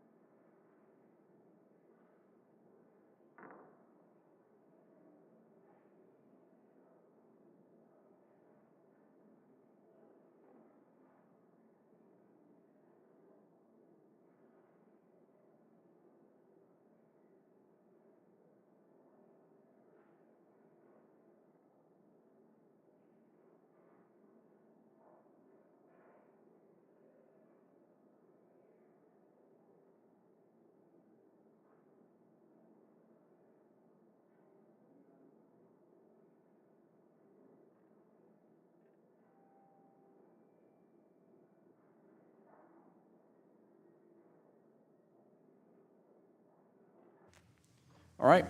The amendment is distributed. Clerk will report. Amendment to the amendment in the nature of a substitute to H.R. 6322, offered by Mr. Caston of Illinois. Without objection, the amendment is considered as read. The gentleman from Illinois, Mr. Caston, is recognized for 5 minutes. Thank you, Mr. Chairman, and thank you to my friend, Mr. Stile, for raising the issues of how to make sure that Hamas, that we cut off access to any funding source that we can for them. If I sound a little flat today, I think I'm still shook by the video we watched this morning. There are no words to describe the horrors that Hamas perpetuated on October 7th. The 1,400 dead Israelis, the 36 U.S. citizens who have died, the hostages that they retain, and the horrors of that moment. On October 17th, Senator Warren, Senator Marshall, and I led 102 lawmakers in a bipartisan letter to the Treasury Department raising concerns about reporting that in the months leading up to their attack, Hamas and Palestinian Islamic Jihad raised millions of dollars via crypto, evading U.S. sanctions to fund their operations. I'd like to specifically thank multiple members of this committee, Representatives Himes, Green, Gottheimer, Velasquez, Scott, Beatty, Cleaver, Horsford, Lynch, Foster, Sherman, and Vargas, who all signed on to that letter. The Wall Street Journal report indicated that those groups raised more than $130 million from August 21 till June 23 to help fund the attack that killed thousands of people. I'd like unanimous consent to enter that article into the record. Without objection. In that article, Israeli Defense Minister Yoav Gallant said, quote, "The use of digital currencies was making the job of stopping terrorist financing ever more complex." On October 17th, the Financial Times article, the executive director at the Israeli National Cyber Directorate noted, quote, "In this period of war, cryptocurrency is a major issue for financing terror because there are no other options." This week, November 12th, the Wall Street Journal released another article further detailing how Hamas has been using cryptocurrency to finance their terrorism. I'd like to read a few quotes from that article. "Crypto sent to the digital wallets controlled by the Hamas-affiliated money exchanges could also be swapped for cash at their offices in the Gaza Strip. Crypto has become an essential part of their operational activity," one senior Israeli defense official said. quote, "The wallets identified in the seizure orders likely only represented a fraction of the wallets used by Hamas, according to a former Israeli official." That is directly from a Tel Aviv-based crypto analytics and software firm in Israel's National Bureau for Counterterror Financing. Now, Hamas has, as far as we can tell, has been reported, has stopped raising funds via crypto on social media, but they've turned to mixers that generate crypto addresses and help obscure their cryptocurrency wallet, embedding links to those processors in their websites. It is far past time for this committee to take seriously the threat of illicit finance and cryptocurrency. I share the gentleman from Wisconsin's concern about the roughly $100 million a year that's been reported that they are getting through Hamas, and I would submit to you that this is the same order of magnitude, and if our goal is to shut down Hamas financing, that issue, which lies directly under the jurisdiction of this committee, is as or more important. My amendment is very simple. It simply requires the Treasury Department to include in its report the total amount Hamas receives in digital assets and any amount of digital assets received in a transaction for which the origin, destination, or counterparties are concealed, obfuscated, or otherwise anonymized through mixers. I urge my colleagues to support, and I yield back. The gentleman yield. Yes. Thank you. Thanks for offering this amendment. The third line, the third, fourth, and fifth lines are complicated to me based off just the reading of what it would do to the text. The inclusion of digital assets on whether or not Hamas is receiving sources of financing internationally, they are. We know that.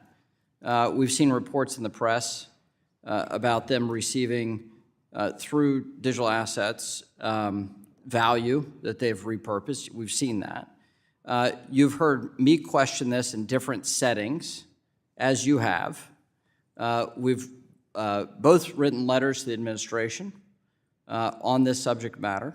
And in fact, tomorrow afternoon in the Digital Asset Subcommittee, we have a hearing about this topic. Finally, Mr. Hill invited you and many of us to the same briefing on this in a different setting as well. So you're on to the right thing, and I am willing to work with you on legislation to that effect if you would withdraw this amendment and take a pledge from me and the chair of the Digital Asset Subcommittee that we could effectuate this and a broader topic of international terrorism financing related to crypto. We want to make sure that that is cut off to the full extent possible. We want to know to the full extent that we can the broad array of these issues. You're on to the right thing, and would like to work with you so we can get bipartisan legislation to effectuate this and the broader set of issues. I'd like to respond, but I believe somebody has to grant me some time to do so.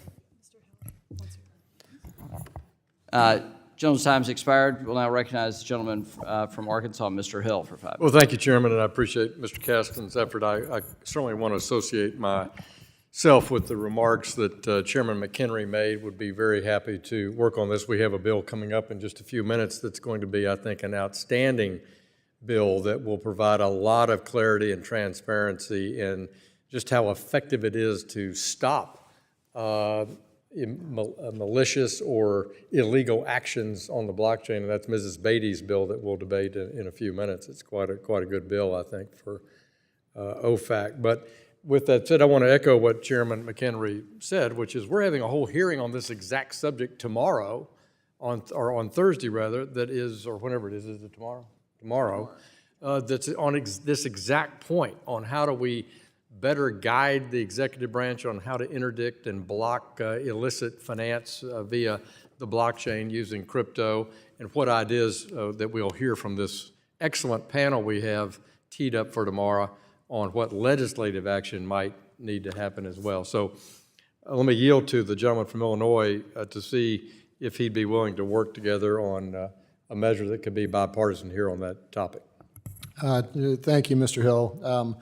So I would absolutely like to work with you because I think we have a lot more we need to do on this. I would share with you that I had a non-classified briefing with some of our regulators, And the question I put to them was, how certain are you of the $100 million a year from Iran?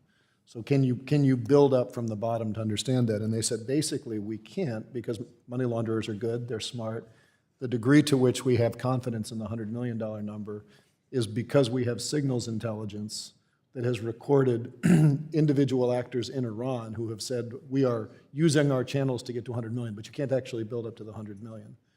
The challenge we have with crypto is that we don't have the ability to do that, right? I mean, the reason why the Colonial Pipeline hack wanted to get paid in crypto is it's really easy to hide your tracks. Well, the blockchain- let me reclaim my time, and I'm glad to hear you want to work on this. I mean, in point of fact, the FBI was able to recover the Colonial Pipeline ransomware attack because it was on a blockchain. But let's not debate that moment here, maintaining sort of our open source discussion on this topic. I think it's one that merits discussion and potential need for legislation, which is why a hearing's being scheduled tomorrow, and why Chairman McHenry and Ranking Member Waters had the Wally Adeyemo, our Deputy Treasury Secretary, in to brief the committee last week, and we had a classified briefing from Treasury, OIA, the FBI, and the CIA on Hamas's potential use of cryptocurrency to provide clarity to members who came to that briefing as well. So I just would say I'm willing to work with you on this topic and would invite you to withdraw this amendment, and let's take evidence from the hearing we have tomorrow and from some of the closed-door briefings that we've had and see if we can craft a bill. And again, I want to commend the Beatty bill, because the Beatty bill that we'll debate in a bit offers OFAC an ability to do exactly this, have a more discretionary approach to how they use chain analysis data to get at the potential obfuscation, I would say, of wallets on the blockchain. So with that, Mr. Chairman, does the gentleman want another few seconds there? I would appreciate if you Yes, would please. yield. Yield to my friend from Illinois.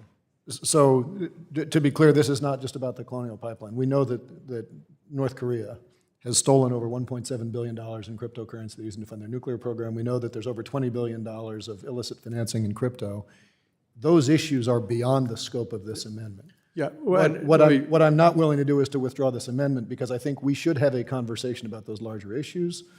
Simply asking the Treasury Department, if we are concerned in Mr. Stiles' bill to chase down the sources of financing of Hamas, I think it costs none of us on this committee anything other than being smarter and cracking down on Hamas to make sure it also includes that funding that's going through crypto.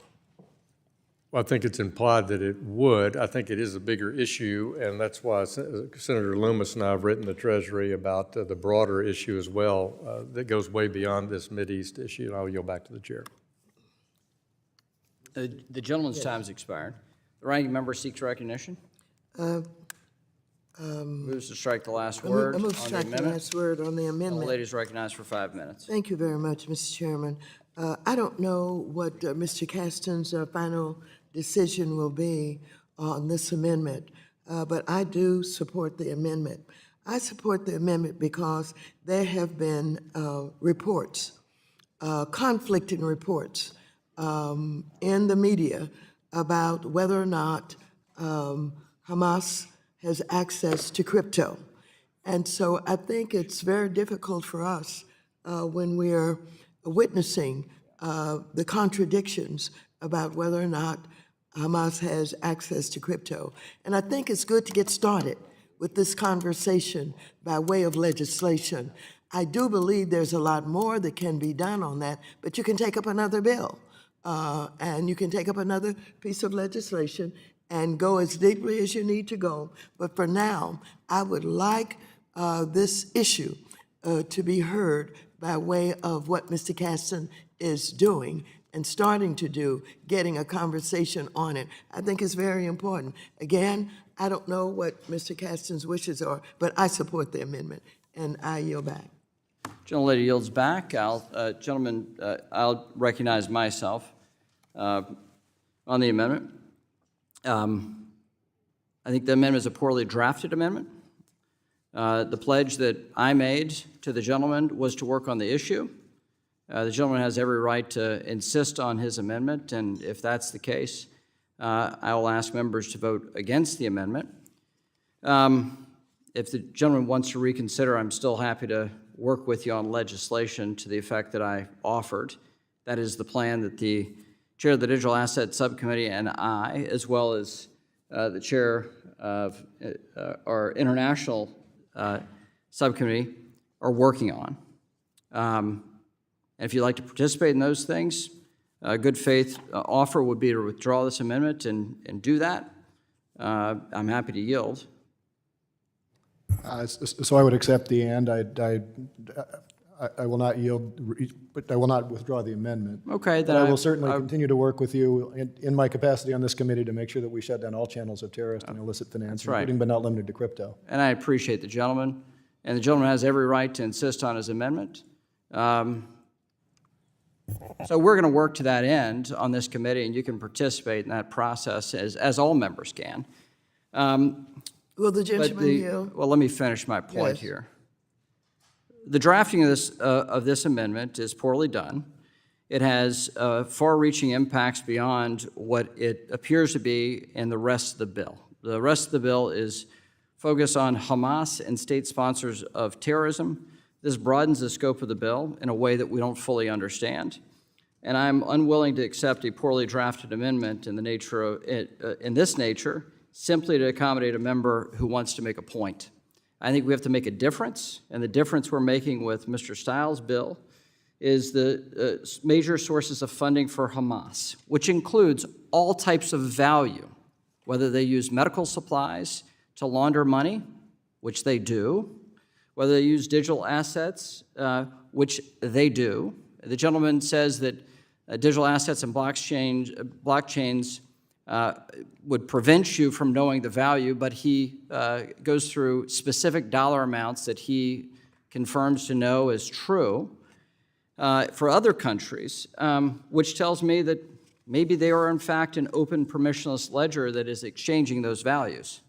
So I'm more concerned about the issue set here and against money laundering and making sure that we do this effectively rather than accept a last-minute offer of an amendment that is poorly drafted and ill-considered. Happy to yield to the ranking member. Thank you so very much. I'm sorry that the chairman feels that way about this amendment. And I would like to say, of course, I'm going to ask the members on this side of the aisle to support the amendment. And I'm going to ask for a recorded vote because I don't think this is something that needs to be delayed. I think we need to know exactly what is happening with crypto. Again, the confusing, misleading information that we have been witnesses has to stop, and it has to stop now. And while we're dealing with these issues, very important issues about Hamas, et cetera, I do believe that Mr. Caston needs to be supported. I don't think we need to play with crypto. Crypto may not, those who are, in charge of, ownership of, whatever, they may not like us to start on this now, but this is the time to get started on it. Reclaiming my No relieving them of what we think needs to be exposed. It's the chairman's time and reclaiming my time. Okay, thank you very much. I appreciate it. I ask The you bill, to respect the amendment. I hear you. And in a collegial way, if we're going to deal with issues like terrorism financing, it's best to accept an offer and a pledge to work to make sure we properly draft legislation. But the gentleman doesn't have to do that. I was trying to do something to accommodate my colleague for the amendment that he offered at the last minute without any advance warning or working on the text. But he did it, and every member has a right to offer amendments, whether they're well-crafted or not, whether they're germane or not, and we deal with those things under the committee rules. If you read the underlying style bill, it deals with the major sources of financing to Hamas. We don't detail specifically what that is. We enable the research being led by such a right-wing group of folks as the Treasury Secretary under this administration to do that. Since I've written letters to the administration on this very same subject, I feel like I'm in good stead here making sure we do the right thing. My time has expired. I ask members to vote against this poorly drafted amendment and I yield back. Further discussion, further debate on the Caston Amendment? Anybody else? Mr. Stiles, recognized for 5 minutes. Thank you, Mr. Chairman. I'd like to align myself with your remarks as well as Congressman French Hill's remarks. I think it's worth just on the technical basis here to add a point of clarification just so the record is set. Is we look at Section 2, subsection 1, it's requiring the Treasury to put forth an analysis of major sources of financing to Hamas. This amendment then inserts, including, and lays out an analysis of digital assets. I think the point here is that the amendment as drafted by me would require Treasury to track down any amount of digital assets. And so this amendment, as offered by my colleague from Illinois, risks distracting the department from disrupting Hamas in the most effective way possible. And I'm concerned that it's an attempt to really tarnish digital assets, which would discourage innovation. The key here is that we're focused on a serious attempt at cutting off funding to Hamas. The underlying amendment does not prevent the Treasury, and in fact encourages the Treasury to look at all sources of financing to Hamas. And so I don't think that the amendment as offered is necessary to do that. And I'm encouraged by you, Mr. Chairman, of our broader interest in making sure that we're also exploring specifically digital assets, which we'll be doing in other legislation. Will the gentleman yield? I yield. Thank you very much for yielding. I'd like to reiterate why this is so important that we support this amendment. We cannot wait. The time is now. What you see going on in the Middle East, we don't know whether or not Iran is going to, and Hezbollah are going to be involved in more financing, and it may be through crypto.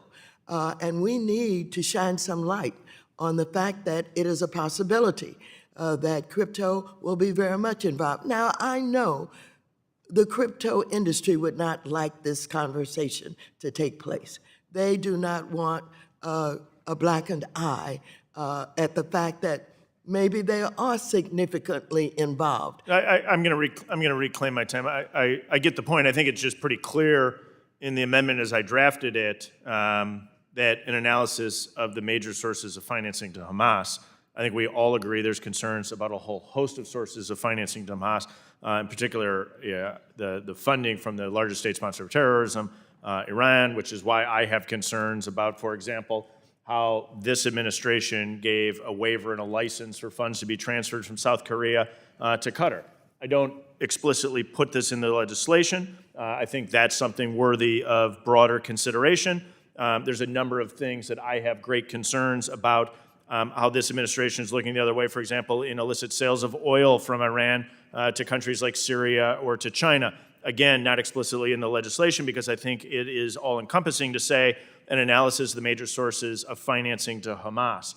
And so I think the amendment as offered by my colleague from Illinois is simply trying to distract from the underlying point in the bill. I think it has a great opportunity to allow the underlying amendment that I have offered in H.R. 6322 to really be the vehicle to allow Treasury to conduct really important studies. And so I don't think the additional amendment is necessary. I think, in fact, it distracts from the underlying purpose.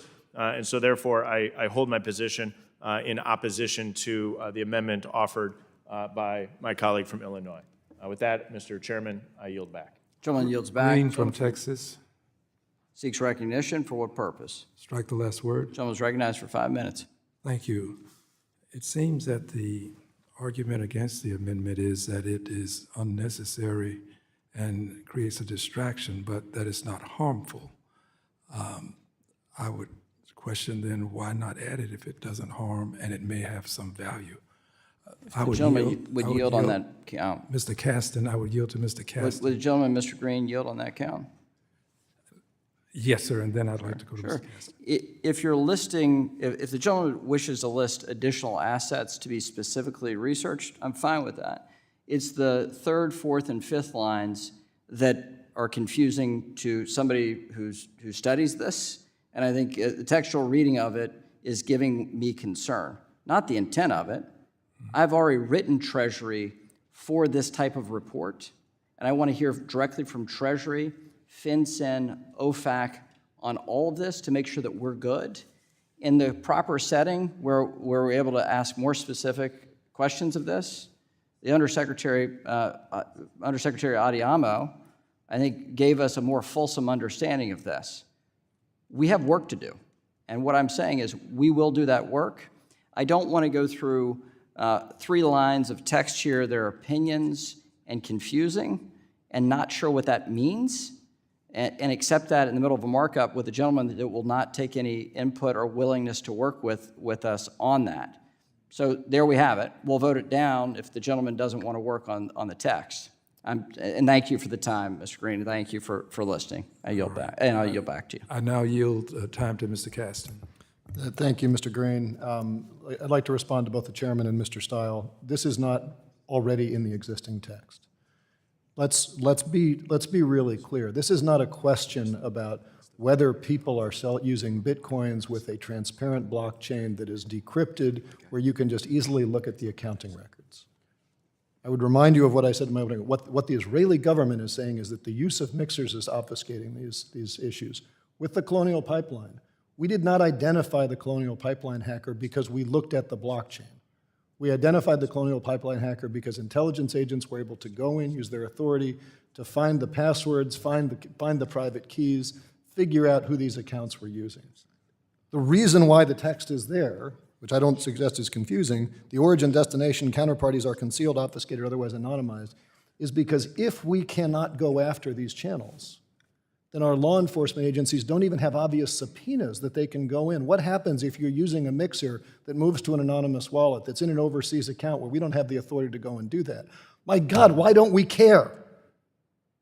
We're asking for the Treasury to give a report and say, can you find out, use your authority? By the way, if you need more authority, we can have that conversation. That's a larger bill.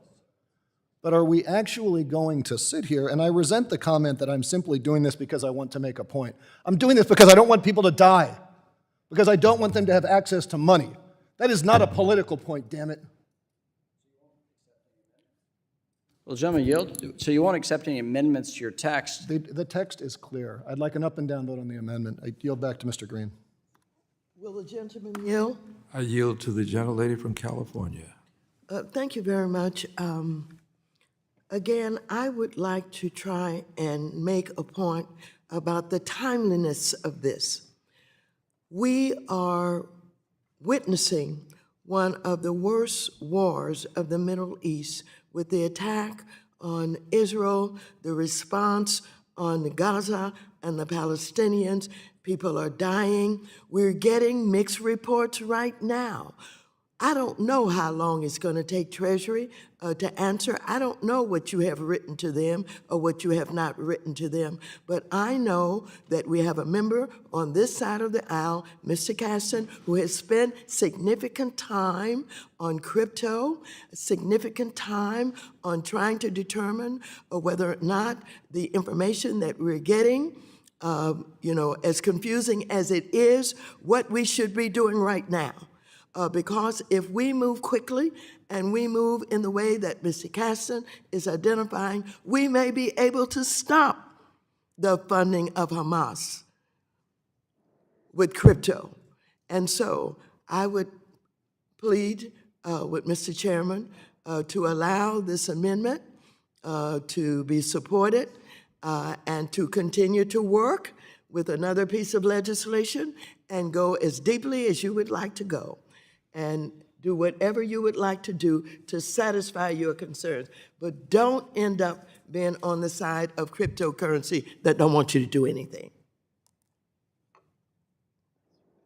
I yield back. Gentleman yields back. Further discussion, further debate. The question now occurs on the amendment offered by the gentleman from Illinois, Mr. Caston. All those in favor shall signify by saying aye. Aye. All those opposed shall signify by saying nay. In the opinion of the chair, the noes have it. The noes have it. For what purpose does the gentleman from Illinois seek recognition? Let's ask a recorded vote. Gentleman seeks recorded vote. All those in favor of recorded vote, please raise their hand. A sufficient number having raised their hand, a recorded vote is ordered.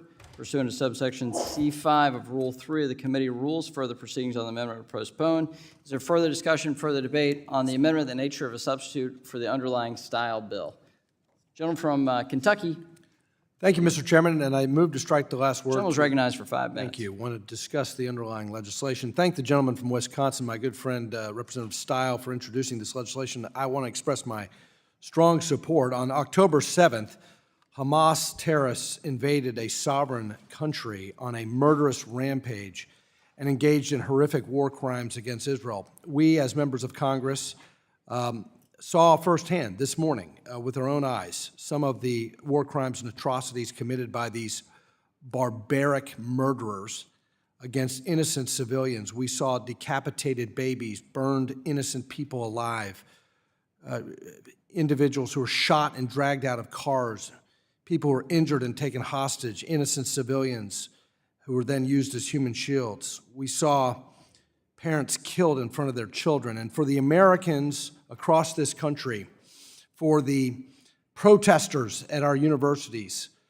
for even members of Congress who have repeated pro-Hamas propaganda and have repeated the Free Palestine garbage, I just want to make a point here that we all stand united, having seen these videos, to do everything we can to stop the financing of these terrorists. And we need to speak strongly with one voice. And I look forward to working with the gentleman from Illinois and the chairman of this committee and the chairman of the Digital Assets Subcommittee, Mr. Hill, on legislation that gets at, in a meaningful way, digital currencies that have helped Hamas receive large sums of funding from Iran in the 2 years preceding the attacks on Israel.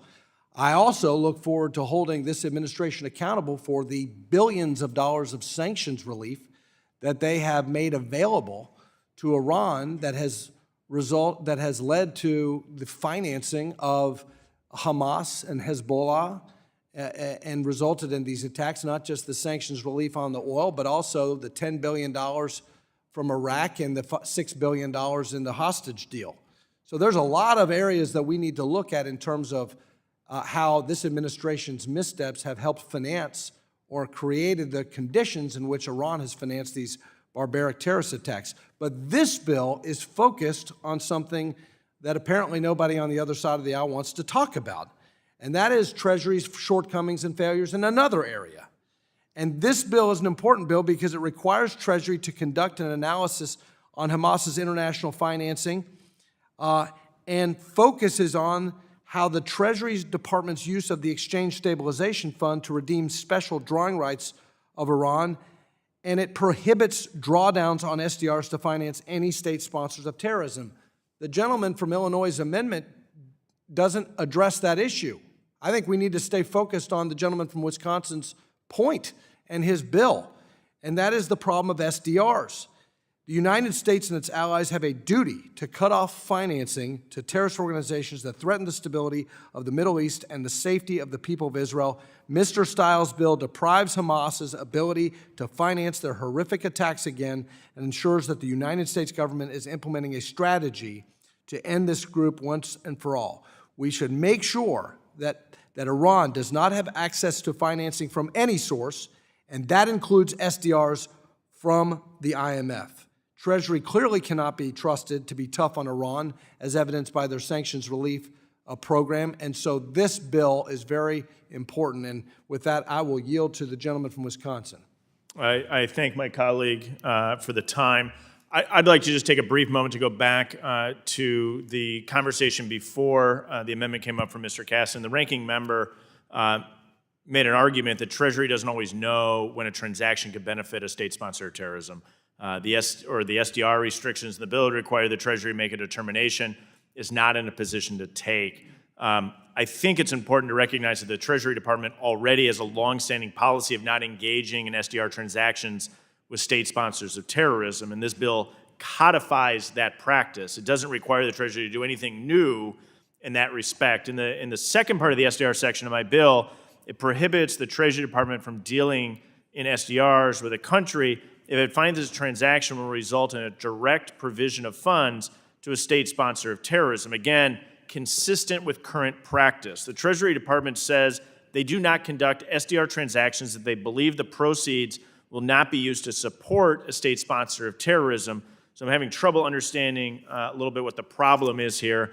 The Treasury Department's already making these determinations when they're clearly able to make those determinations going forward. We just want to add assurances that this potential avenue of financing to Iran or Syria will be cut off, but it should be abundantly clear that Iran is using resources to fund terrorism. We've seen this in Hamas's attacks against Israel, in Hezbollah, Houthi missile strikes, and Iran-backed groups on American service members. I think it's all the more essential we move forward with my legislation. I yield back. Gentleman yields back. Further discussion, further debate. There being no further discussion or amendment or debate, without objection, the previous question is ordered and recorded votes on the amendment has been postponed. Once those votes are taken, the committee will immediately consider the question to report the measure. Pursuant to notice, I now call up H.R. 6000, the Revoke Iranian Funding Act of 2023. The clerk will report the bill, which is distributed in advance. H.R. 6000, a bill to freeze the $6 billion of Iranian funds held in Qatar and for other purposes. Without objection, the bill is considered as read and open amendment at any point. The gentleman from Iowa, Mr. Nunn, is an amendment in the nature of a substitute, copies of which were distributed in advance. The clerk will report the amendment. Amendment in the nature of a substitute. Without objection, the amendment is considered read and will serve as base text for the purposes of amendment. The gentleman from Iowa is recognized for 5 minutes. Thank you, Mr. Chairman. I move to strike the last word. Gentleman is recognized. I think we have heard repeatedly within this committee that Iran is the largest state sponsor of terrorism in the world. Their tactics of terror know no bounds. They will stop at nothing to destroy Israel, present a direct threat to the United States, and indeed our very way of life. The savagery of Iran's terror funding was on full display for the world to see on October 7th. Here, Hamas, that was trained, funded, and supplied by the Iranian Revolutionary Guard Corps, brutally attacked our greatest ally in the Middle East, that of Israel. And in this morning's classified briefing with members, we witnessed firsthand the depravity, the barbarism, and the outright slaughter of innocents. As a counterintelligence officer who's worked the Iran portfolio for some time, I've worked with both the Israeli Defense Forces and U.S. allies in the region to counter the IRGC, and specifically Quds Force, their special operations teams in the area. But behind the scenes, the enemy must be crippled, not only by using intelligence operations, but depletion of their resources, most importantly, by addressing their access to funding. That's why I'm proud to be introducing the Revoke Iranian Funding Act of 2023 with my friend and colleague from Missouri, Mr. Blaine Luetkemeyer.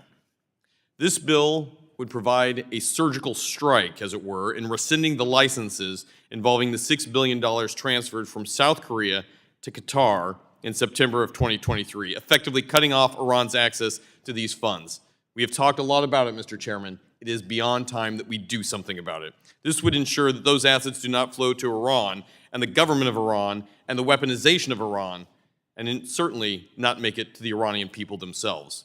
Additionally, this bill would ensure that the American people are notified before any additional sanctions waivers are issued to the country of Iran, specifically if the White House feels pressure to do so. It is our duty in Congress to review the sanctions waivers to ensure that our adversaries are not skirting sanctions, breaking rules under our nose, or using non-traditional methods to fund terrorist organizations. As the #1 sponsor of terrorism, my bill would directly counter Iran's ability, with the U.S. government diligently reviewing all Iranian assets over $5 million to accurately understand where the funding is coming from, where it is going, and who is benefiting from it. Mr. Chair, in the last month alone, 40 attacks on U.S. forces in the region have resulted in nearly as many casualties on U.S. personnel. We know directly that by injecting new funds, even for those so-called humanitarian purposes, Iran has redirected those resources to directly fund terror. In fact, our own Department of Justice recently found that Turkish Halabank had illicitly transferred approximately $20 billion worth of restricted Iranian funds through a so-called humanitarian exception. But none of that was used for the people of Iran. Instead, it was used directly to threaten the United States and train terrorist groups in both Hezbollah and Hamas. President Biden's own security coordinator for strategic communications, John Kirby, said just last week the White House shares concerns about any diversion of humanitarian assistance that would assist Hamas's purpose and further threaten Israel and our allies in the region. And when President Biden told the Iranian President Ibrahim Raisi that he would unfreeze the $6 billion in September, Raisi did not say that Tehran would use that for humanitarian purposes. They said specifically they would use it wherever we need it. This is not a regime that is prepared to work together, even for the sanctity of their own people. And while we may want those funds to go to humanitarian aid, clearly the Iranian regime will use it however they see fit, as they have done consistently in the past.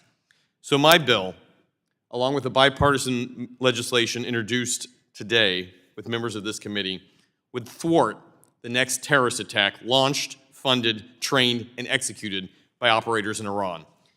It is only by choking off the Ayatollah as means of funding, whatever mechanism that may find itself, that we can save both American lives, protect our allies, maintain our position as a global leader in the region, and adhere to what's truly humane, that of saving lives. So with this bipartisan bill, I would not only leverage a U.S. sanction authority to pressure the Iranian regime, but it would also allow the American people to be notified if additional resources are being provided to Iran ahead of time.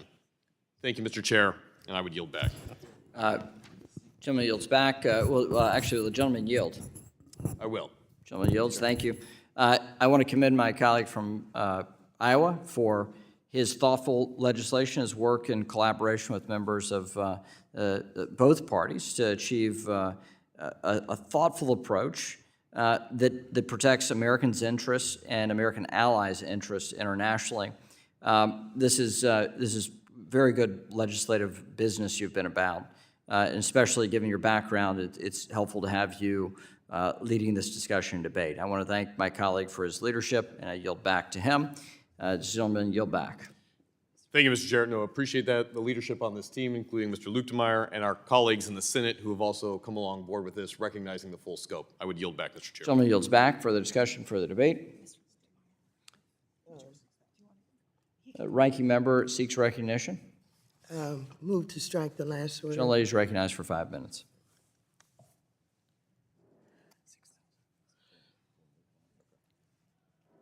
Mr. Chairman and members, this bill appears to be an effort to undermine the Biden administration. And honestly, future administrations, both Republican and Democratic, and their efforts to negotiate around the world. This bill abandons long-standing bipartisan humanitarian carve-outs from sanctions, including the provision of food, medicine, and even treatments for sick babies. It also undermines a commitment by the United States government that was made to secure the release of 5 Americans wrongly detained by Iran in exchange for potentially receiving humanitarian goods. This bill is strongly opposed by this administration because it undermines all presidents' ability to negotiate credibly at a moment when diplomacy is vital. Specifically, regarding the $6 billion, these are funds that accrued when South Korea was authorized by the Trump administration to buy oil from Iran. What the Biden team secured was that these proceeds could only be used for humanitarian purposes, like responding to an earthquake. Earlier this month, Secretary Blinken testified that, quote, the money never goes and would never go to Iran. It can only be used for authorized transactions overseen by our Treasury Department and only for things like food, medicine, and other authorized humanitarian purposes. To date, not a single dollar has been expended from that account. Let me repeat that last part, and I quote, not a single dollar has been expended from that account.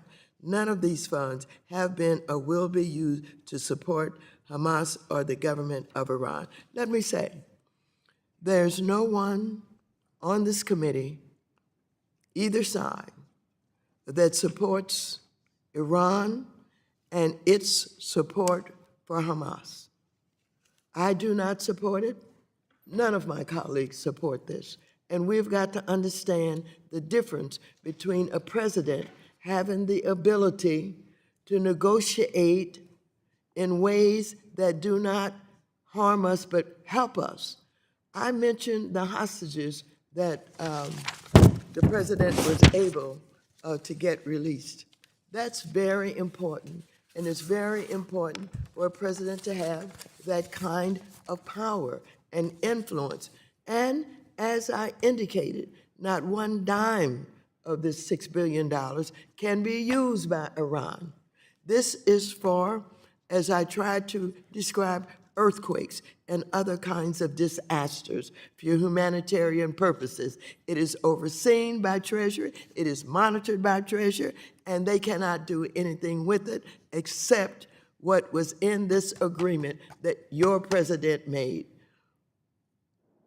on behalf of the hostages and other kinds of things that are so important to all of us.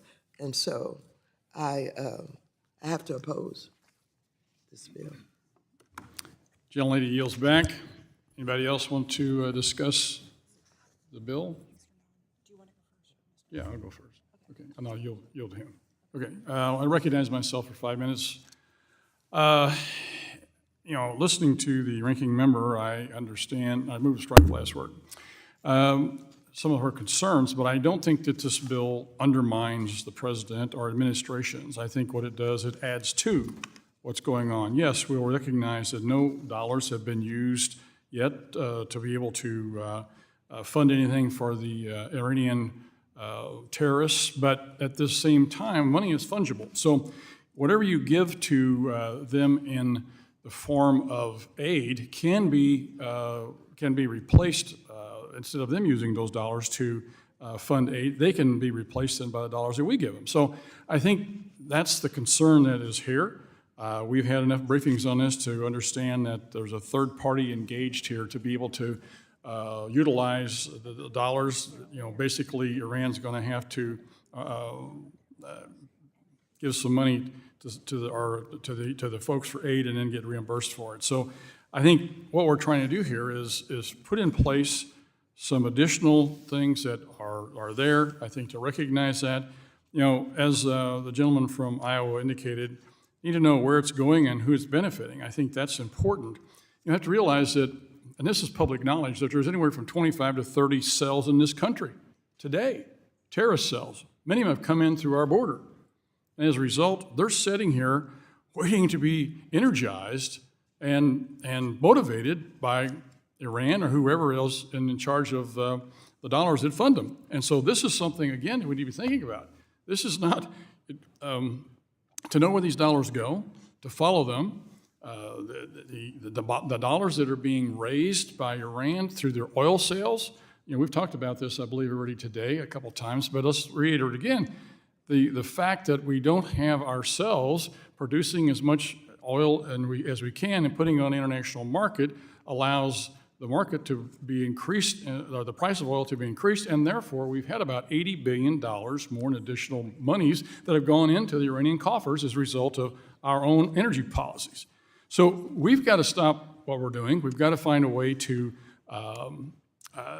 make sure that the dollars don't go where fearful they may go. Don't allow the Iranians to be able to use the fungible nature of money to be able to offset some things. And so I am in total agreement with the gentleman from Iowa. I think this is a good bill. It actually codifies a lot of things that need to be said and done in a codified way. So with that, I'll yield to the gentleman from Iowa to make a few more points.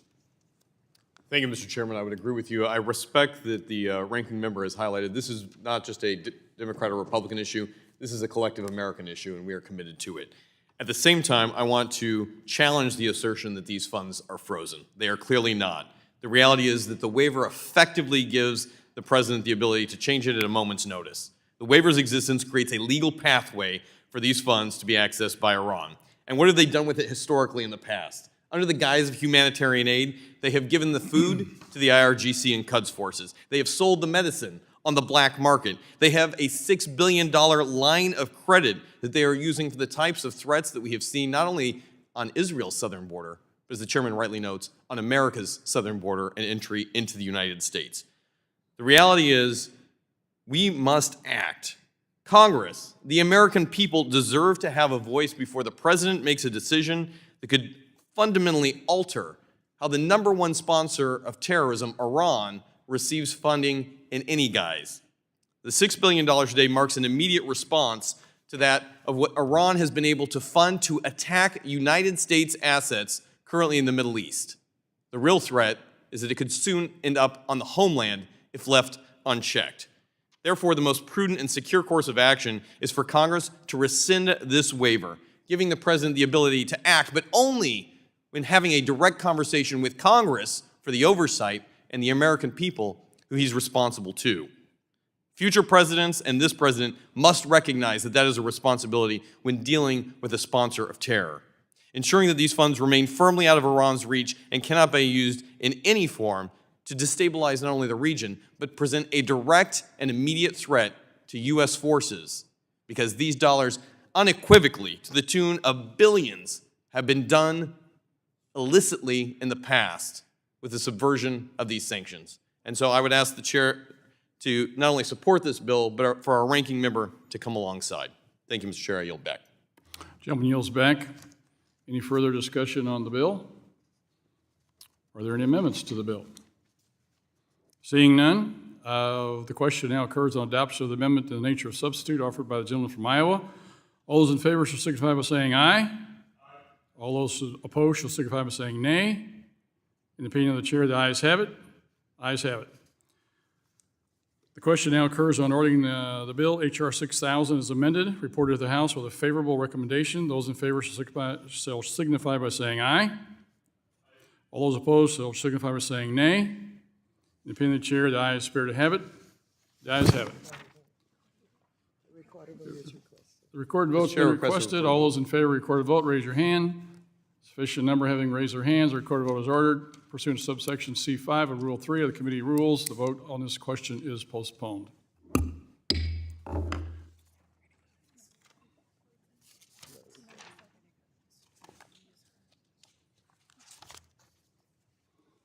Pursuant to notice, I call up H.R. 5945, the Freezing Hamas Act. The clerk will report the bill, which is distributed in advance. H.R. 5945. Without objection, the bill is considered read and open to amendment at any point. The gentleman from Pennsylvania, Mr. Muser, has an amendment in the nature of a substitute, copies of which have been distributed in advance. The clerk will report the amendment. Amendment in the nature of a substitute to H.R. 5945. Without objection, the amendment is considered read and will serve as base text for purpose of amendment. The gentleman from Pennsylvania is recognized for 5 minutes. Mr. Muser. Please open your mic, please. Thank you, Chairman. And I appreciate the opportunity to speak in support of this legislation, freezing and halting any more alleviation of Sanctions Act or the Freezing Hamas Act. This bill makes clear that Congress does not support facilitating the transfer of funds to Iran, a known state sponsor of terrorism, and condemns the terrorist attacks that occurred in Israel and continue to occur. This legislation is a direct response to the recent actions by the Biden administration, specifically the waiver to facilitate the transfer of funds to Iran following the prisoner exchange, which occurred on September 11th, 2023. While we unequivocally support the safe return of American citizens from Iran, the methods employed, providing funds to a known state sponsor of terrorism, is deeply concerning and has proven counterproductive to our broader security objectives. Iran's ongoing support for terrorist organizations, particularly Hamas and Hezbollah, and its recent involvement in facilitating terror attacks against Israel necessitates a strong and immediate response. By reinstating these critical sanctions, which were unfortunately waived or reduced under previous agreements, we can apply the necessary pressure on the Iranian regime to curb its malign activities. Our action today is not just about reversing a single decision, but about setting a clear policy stance. We cannot, in good conscience, allow American dollars to bolster the coffers of a regime that consistently undermines peace and stability in the Middle East and poses a direct threat to our allies and interests in the region and around the world. As members of Congress, it is our duty to safeguard our nation's security and uphold our commitments to our allies. The reinstatement of these sanctions through the Freezing Hamas Act is a crucial step in this direction.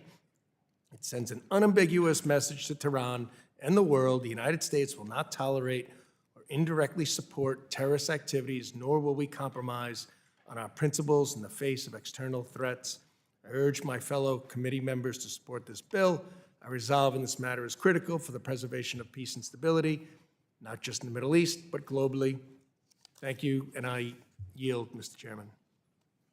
Gentleman yields back. Is there further discussion on the amendments in the nature of a substitute?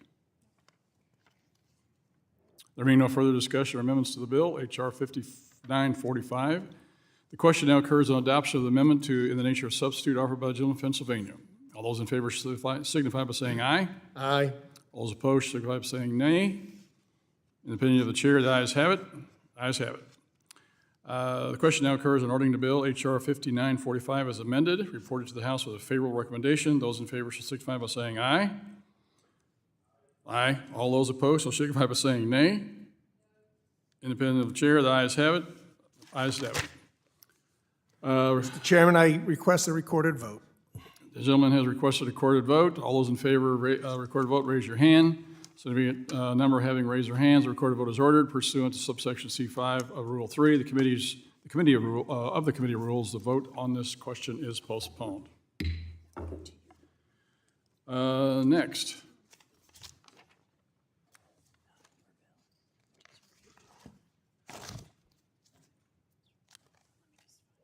Right here.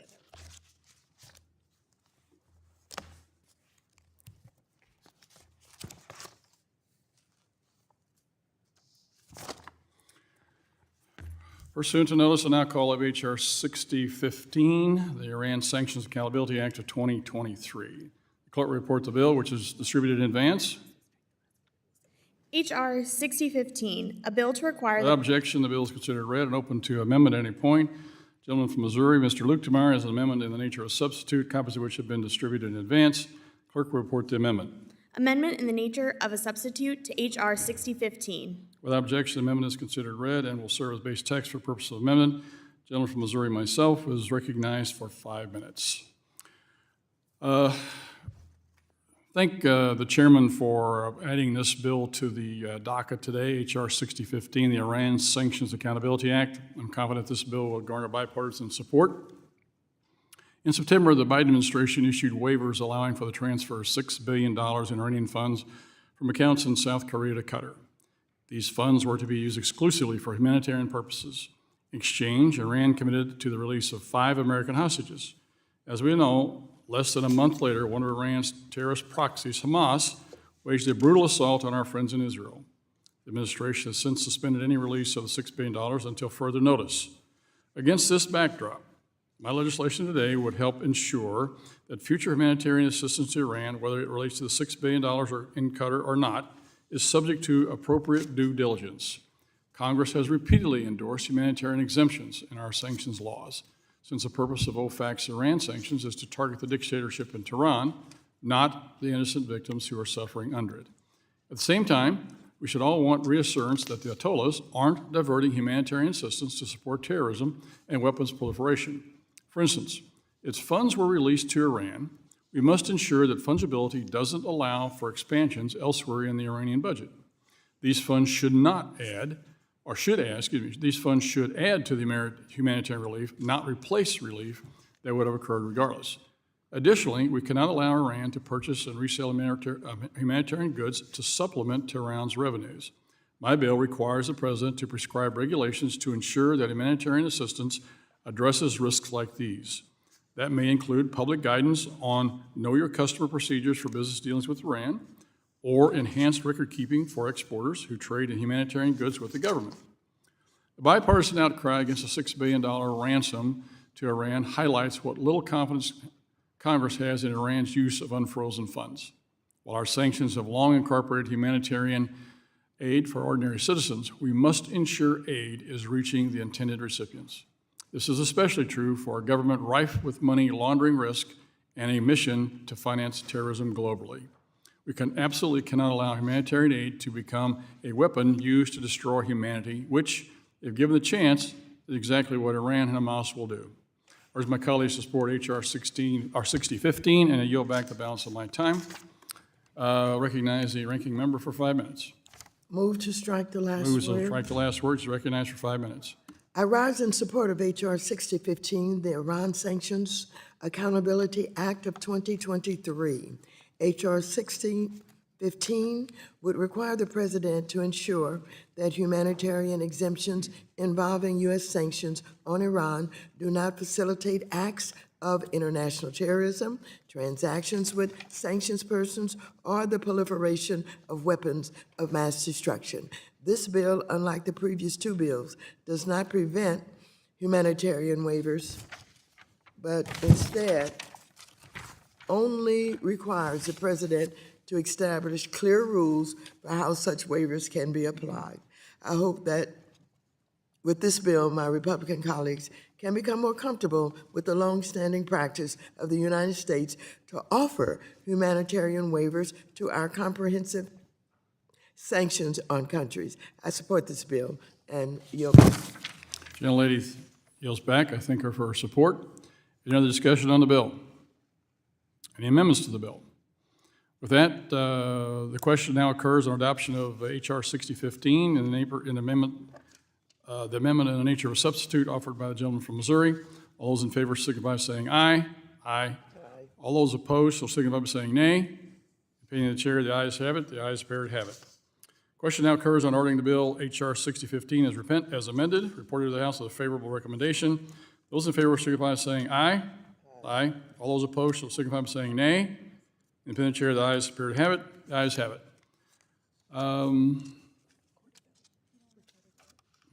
We need a recorded vote. Recorded vote's been requested. All those in favor of recorded vote, raise your hand. Sufficient number having raised their hands. The recorded vote is ordered pursuant to subsection C5 of Rule 3 of the committee's rules. The vote on this question is postponed. Pursuant to the chair.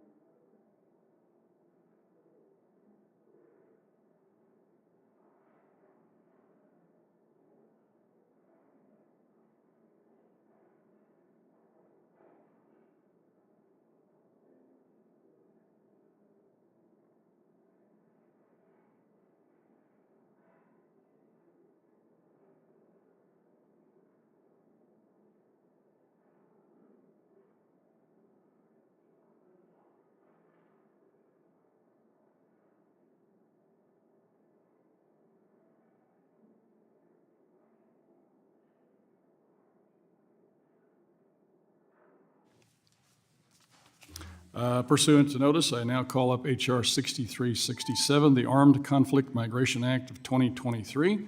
Clerk will report the bill, which is distributed in advance.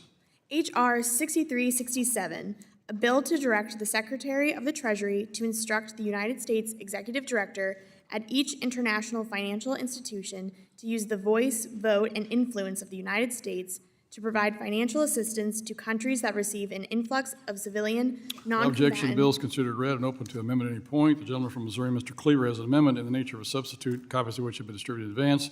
The clerk will report the amendment.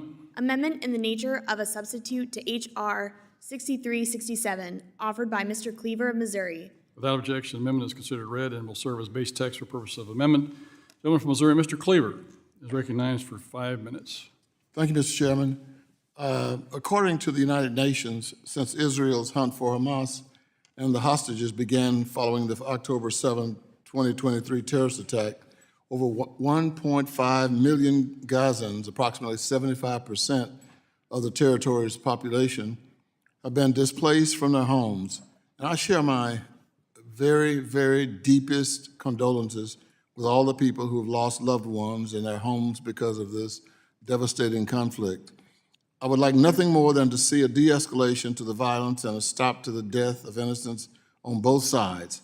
Despite the horrific conditions we are seeing in Gaza, we know that many Palestinians will choose to stay in Gaza. and they may be supported with the necessary humanitarian aid to do so. However, there will also be some in Gaza who would like to leave what could be a prolonged and increasingly concerning conflict. It is human to be concerned with the safety of one's self and one's family. But let me be very clear. If families should choose to leave Gaza for any reason, these individuals unequivocally must have the ability to re-enter Gaza when they're ready to go home. Despite engagement from the United States, the countries that surround Gaza, including Egypt and Jordan, have expressed strong concerns about taking in residents displaced by this conflict. There are many valid reasons why nations may be hesitant. These include security concerns and concerns that residents leaving Gaza could result in a loss of claim to land over time. However, one reason is that receiving nations are often facing their own economic and development challenges. We see this challenge globally as conflict and climate change increasingly cause displacement. Globally, most nations hosting a large population of displaced persons are low and middle income countries. Displaced persons, both inside and outside of Gaza, have typically suffered major setbacks or have lost many of their assets, sometimes everything.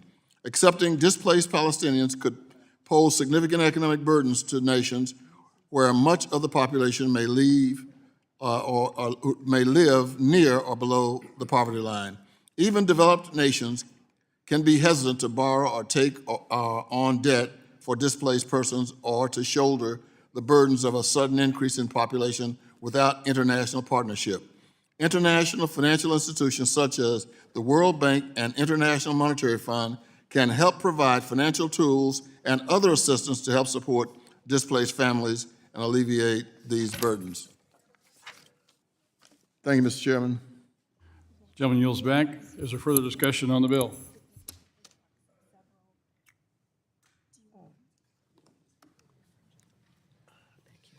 Gentlelady strikes the last word. I move to strike the last word. Recognized for 5 minutes. I support H.R. 6367, the Armed Conflict Migration Act of 2023, offered by Mr. Cleaver. This bill would direct the Treasurer to use its voice and vote at the IMF, World Bank, and other development banks to provide financial assistance to those places, those countries that receive an influx of displaced Palestinians stemming from the war in Gaza.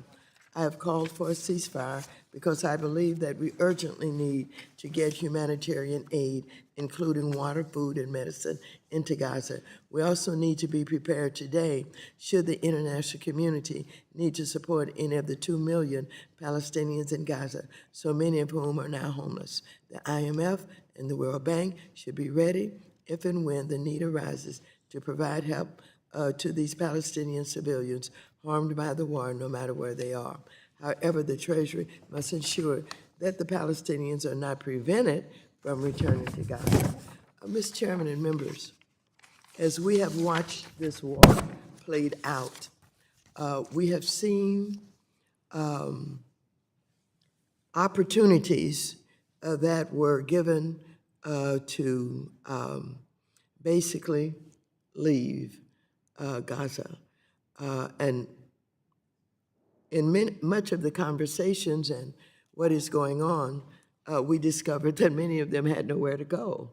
I think there were a few Palestinians that were allowed to go out through the path through Egypt at one point, but that was a very limited number. We also know that there are families who have the elder members of their family who they don't want to see die in Gaza. And they may have an opportunity to go to one of these countries that many others, for whatever reasons, would like to go to because of the fact that either they've lost half of their families, they have the elderly, and some other countries are saying, we will welcome so many of those migrants into our country.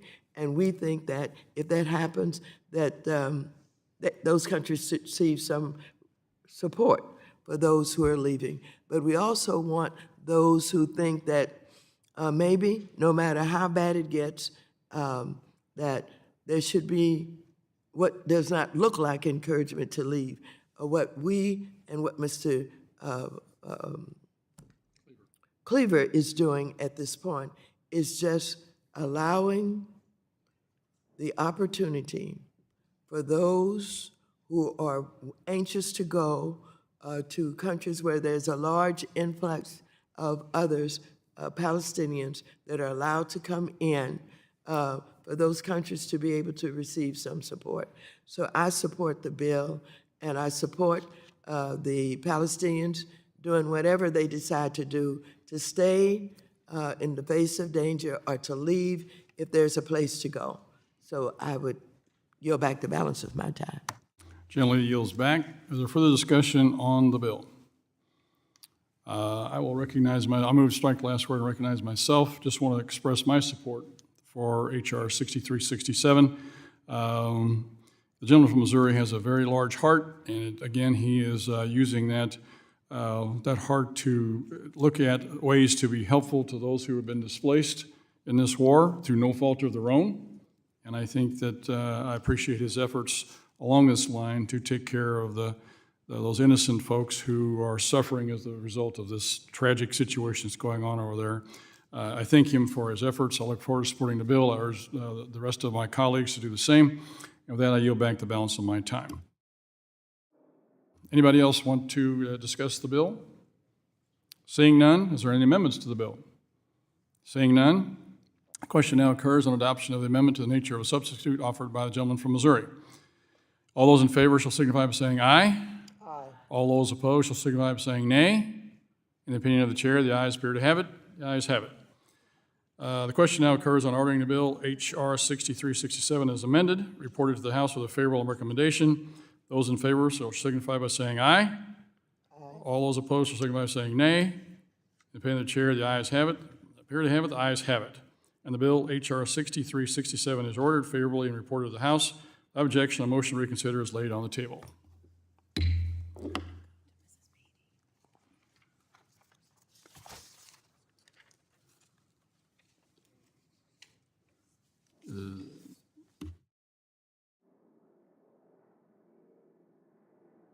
Okay.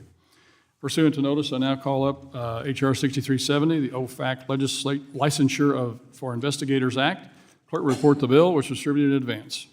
H.R. 6370, a bill to require the Office of Foreign Assets Control to develop a program under which private sector firms may receive Without a objection, license. the bill is considered read and open to amendment at any point. The gentleman from Ohio, Ms. Beatty, has an amendment in the nature of substitute, copies of which have been distributed in advance. The clerk will report the amendment.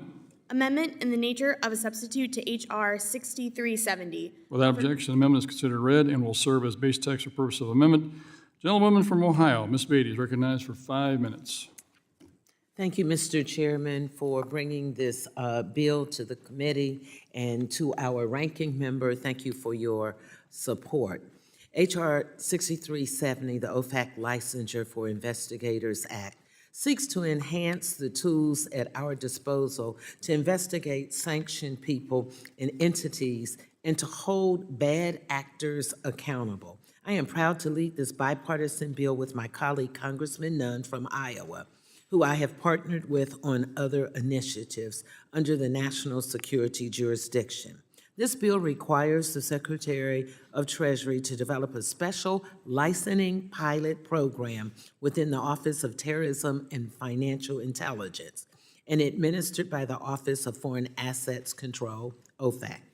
This pilot program would grant private sector firms such as blockchain analytic firms or the financial intelligence units within correspondent banks a temporary specific license to conduct nominal financial transactions with sanctioned entities to aid in law enforcement's investigation. The concept behind this legislation, Mr. Chair, is similar to a keep open letter when the government asked a bank to keep a suspicious illicit account open with a safe harbor so it can monitor the account. Thanks to our robust sanctions regime, private financial firms are limited in their capacity to engage with sanctioned entities. But that also means it's impossible to access data about bad actors, networks, and methods that would greatly assist law enforcement, governments, consumers of their products, and the financial industry overall. By giving OFAC the authority to tailor the parameters of the specific license pilot program, this legislation enhances our investigatory toolbox while guaranteeing essential protections. For example, the specific license would be well-defined and narrowly applied, ensuring that private firms only conduct nominal transactions, whether it be for $1, let's say, or $5, to collect better data and intelligence. Additionally, the program would have strict oversight, requiring the licensed recipients provide detailed monthly reports to OFAC, reporting on their activities and findings under the license. Given the program's potential to greatly enhance financial intelligence gathering, it would be short-sighted not to harness the resources of private sector firms and work collaboratively to hold bad actors accountable. So I am asking all of my colleagues to support this bill. And Mr. Chairman, I yield back the balance of my time. Gentlelady yields back. Anybody else would like to speak on the bill? I move to strike the last word. Gentlelady moves to strike last word and recognized for 5 minutes. I support H.R. 6370, the OFAC Licensure for Investigators Act, which is sponsored by Ms. Beatty, who serves as a ranking member of the Subcommittee on National Security, Illicit Finance, and International Financial Institutions. Her bill requires the Treasury to develop a pilot program administered by OFAC, the Treasury Sanctions Office that partners with private sector firms like blockchain and analytics firms and financial intelligence units within banks. Together, they would conduct very limited financial transactions with and through sanctions entities, enabling OFAC to best investigate leads that would otherwise be prohibited under U.S. sanctions laws. I appreciate Ms. Beatty's work on this bill and how this bill can enable Treasury to find terrorists, Russian oligarchs, and corrupt government officials wherever they're hiding around the globe. Mrs. Beatty's bill is all but following the money trail, and I urge members to support it. Thank you. I yield back. Gentlelady yields back. Anyone else want to discuss the bill?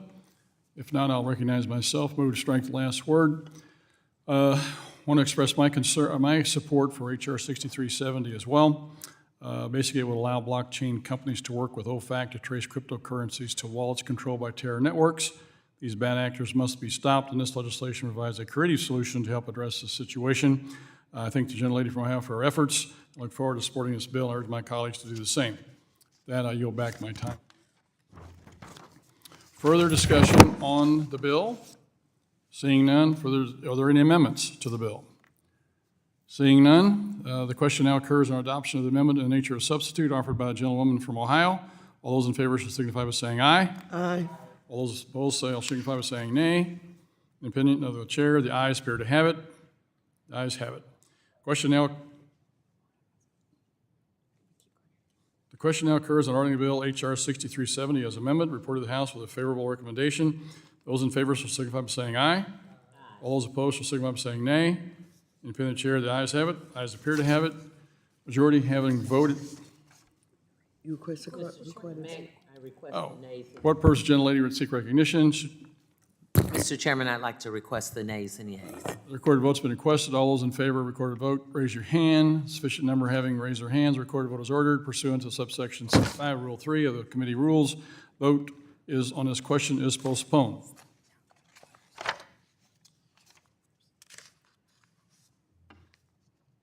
Okay. Next. Pursuant to notice, I now call up H.R. 6365, the Stopping Illicit Oil Shipments Act of 2023.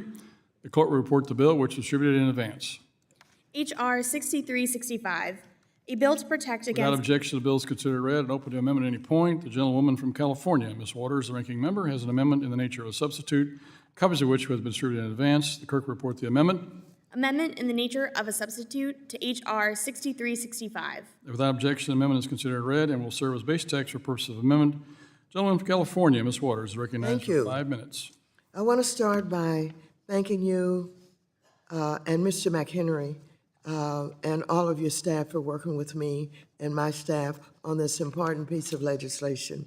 H.R. 6365, the Stopping Illicit Oil Shipment Act of 2023, enables state insurance regulators to more easily cancel maritime insurance contracts when they have evidence that oil tankers and other types of marine vessels that have changed their flags during transit, dock at port, and use the port services to unload their cargo. These so-called ghost ships leave port under one flag only to change their flag in transit to a port to hide their country of origin. Iran and Russia use this tactic to circumvent United States sanctions on their oil production. And we know that much of this sanctioned oil is making its way to China. In fact, it is estimated that about 2 million barrels of oil are being transported daily on vessels with false flags.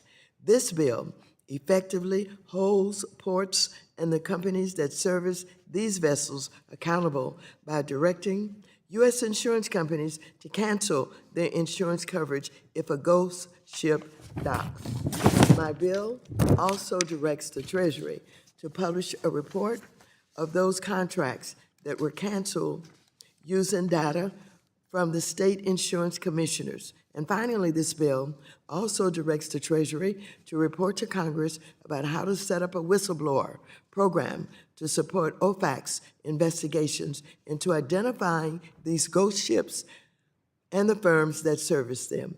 I hope you will join me in supporting this important bill to counter illicit activity by Russia, Iran, and China. Thank you, and I yield back. Gentlelady yields back. Is there further discussion or debate?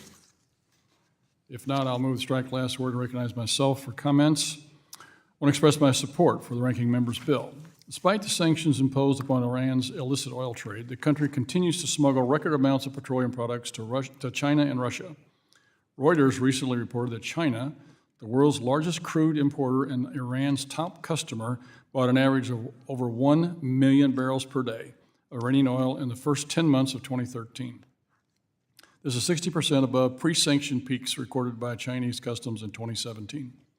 Proceeds of Iran's oil trade are used to finance terrorist proxies like Hamas, which carried out a barbaric attack recently against innocent civilians, Israeli civilians, on October 7th. Shortly after the attack, the House passed the SHIP Act, led by committee member Mike Lawler, who imposed sanctions on foreign individuals who knowingly transport, process, refine, or otherwise deal in Iranian petroleum products.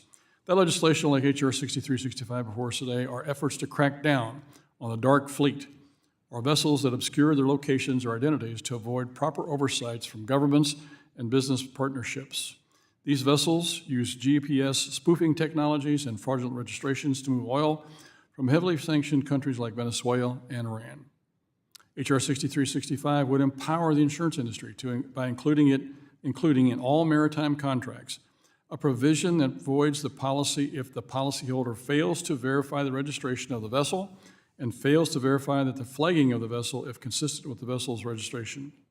This legislation is one small part of a much-needed multifaceted approach to scuttle the dark fleet once and for all. Thank the gentlewoman from California for her efforts. I look forward to supporting this bill, or as my colleagues do the same. And with that, I yield back. Any further discussion? Seeing none. Any further amendments on the bill? Seeing none. Question now occurs on adoption of the amendment in the nature of a substitute offered by a gentleman from California. All those in favor shall signify by saying aye. Aye. All those opposed shall signify by saying nay.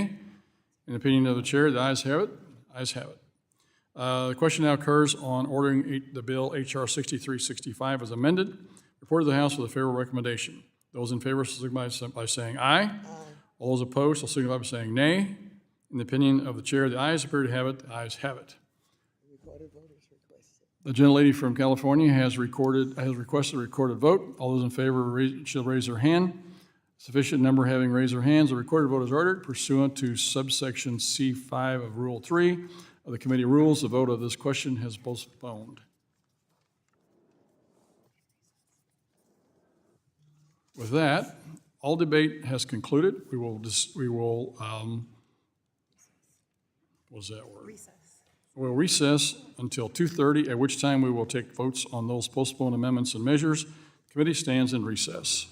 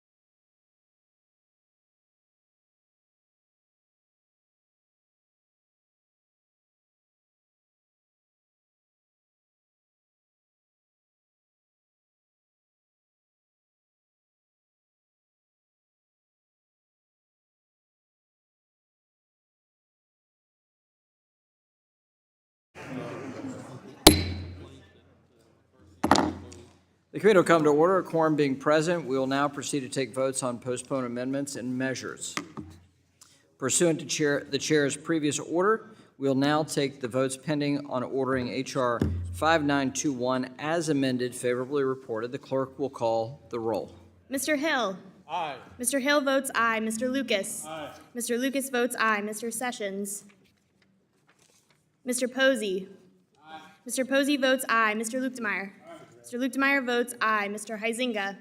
Mr. Huizinga votes aye. Mrs. Wagner. Mrs. Wagner votes aye. Mr. Barr. Mr. Williams.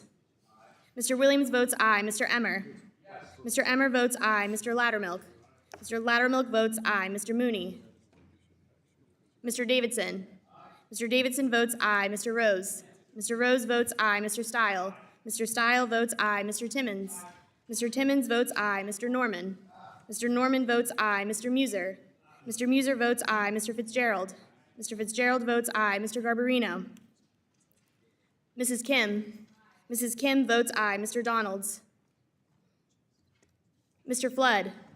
Mr. Flood votes aye. Mr. Lawler. Mr. Lawler votes aye. Mr. Nunn. Mr. Nunn votes aye. Ms. De La Cruz.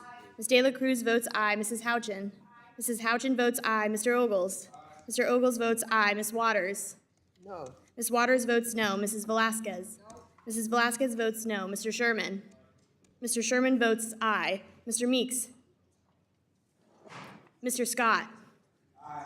Mr. Scott votes aye. Mr. Lynch. Mr. Green. Mr. Green votes no. Mr. Cleaver. Mr. Himes. Mr. Foster. Mr. Foster votes no. Mrs. Beatty. Mrs. Beatty votes no. Mr. Vargas. Mr. Vargas votes no. Mr. Gottheimer. Mr. Gottheimer votes aye. Mr. Gonzalez.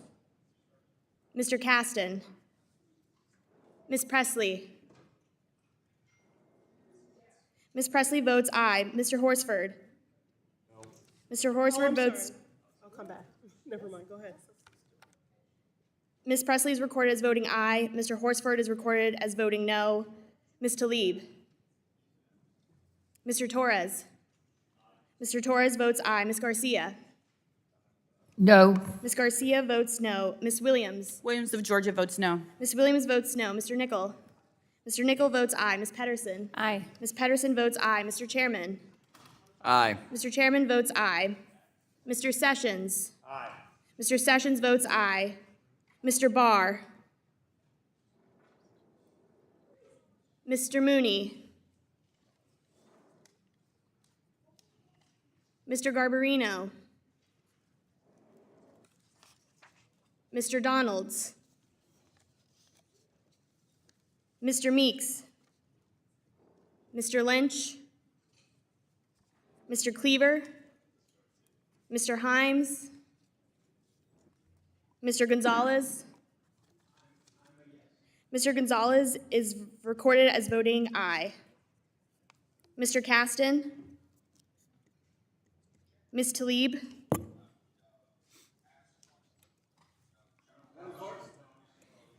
Mr. Donalds, you are not recorded. Mr. Donalds votes aye. Mr. Barr, you are not recorded. Mr. Barr votes aye. Any other member wish to change their vote or is not recorded? Mr. Caston.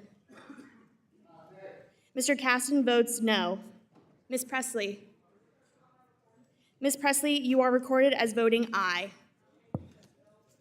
Ms. Presley, off aye, on no. Is there any member who wishes to change their vote or who has not voted? Mr. Cleaver. No. Mr. Cleaver is recorded as voting no. Is there any member who has not voted? The clerk will report.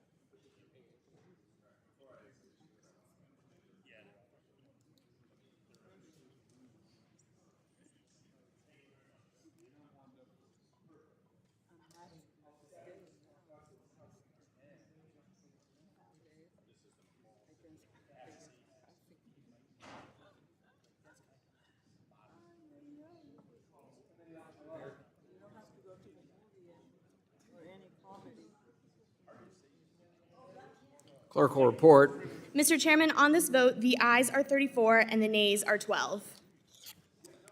A majority having voted in favor of H.R. 5921 as amended, the bill is ordered favorably reported to the House. Without objection, motion to reconsider is laid on the table. Pursuant to the chair's previous order, we'll now take the vote pending on ordering H.R. 5923 as amended favorably reported. The clerk will call the roll. Mr. Hill. Aye. Mr. Hill votes aye. Mr. Lucas. Aye. Mr. Lucas votes aye. Mr. Sessions. Mr. Sessions votes aye. Mr. Posey. Mr. Posey votes aye. Mr. Lukemeyer. Mr. Lukemeyer votes aye. Mr. Huizinga. Mr. Huizinga votes aye. Mrs. Wagner. Mrs. Wagner votes aye. Mr. Barr. Mr. Barr votes aye. Mr. Williams of Texas. Mr. Williams votes aye. Mr. Emmer. Mr. Emmer votes aye. Mr. Loudermilk. Mr. Loudermilk votes aye. Mr. Mooney. Mr. Davidson. Mr. Davidson votes aye. Mr. Rose. Mr. Rose votes aye. Mr. Stile. Mr. Stile votes aye. Mr. Timmons. Mr. Timmons votes aye. Mr. Norman. Mr. Norman votes aye. Mr. Muser. Mr. Muser votes aye. Mr. Fitzgerald. Mr. Fitzgerald votes aye. Mr. Garbarino. Mrs. Kim. Mrs. Kim votes aye. Mr. Donalds. Mr. Donalds votes aye. Mr. Flood. Mr. Flood votes aye. Mr. Lawler. Mr. Lawler votes aye. Mr. Nunn. Mr. Nunn votes aye. Ms. De La Cruz. Ms. De La Cruz votes aye. Mrs. Houchin. Mrs. Houchin votes aye. Mr. Ogles.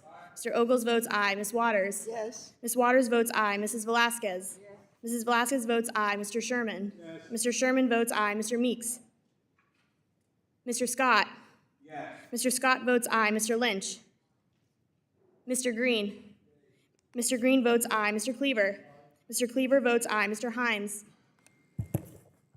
Mr. Foster. Aye. Mr. Foster votes aye. Mrs. Beatty. Yes. Mrs. Beatty votes aye. Mr. Vargas. Mr. Vargas votes aye. Mr. Gottheimer. Mr. Gottheimer votes aye. Mr. Gonzalez. Mr. Gonzalez votes aye. Mr. Caston. Mr. Caston votes aye. Ms. Presley. Ms. Presley votes aye. Mr. Horsford. Mr. Horsford votes aye. Ms. Talib. Ms. Talib votes aye. Mr. Torres.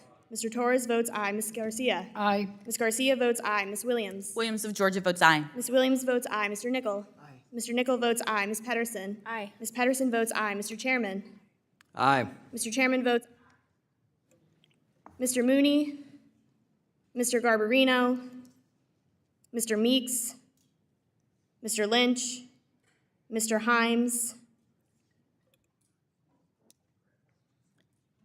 Any member wish to change their vote or who has not voted? The clerk will report.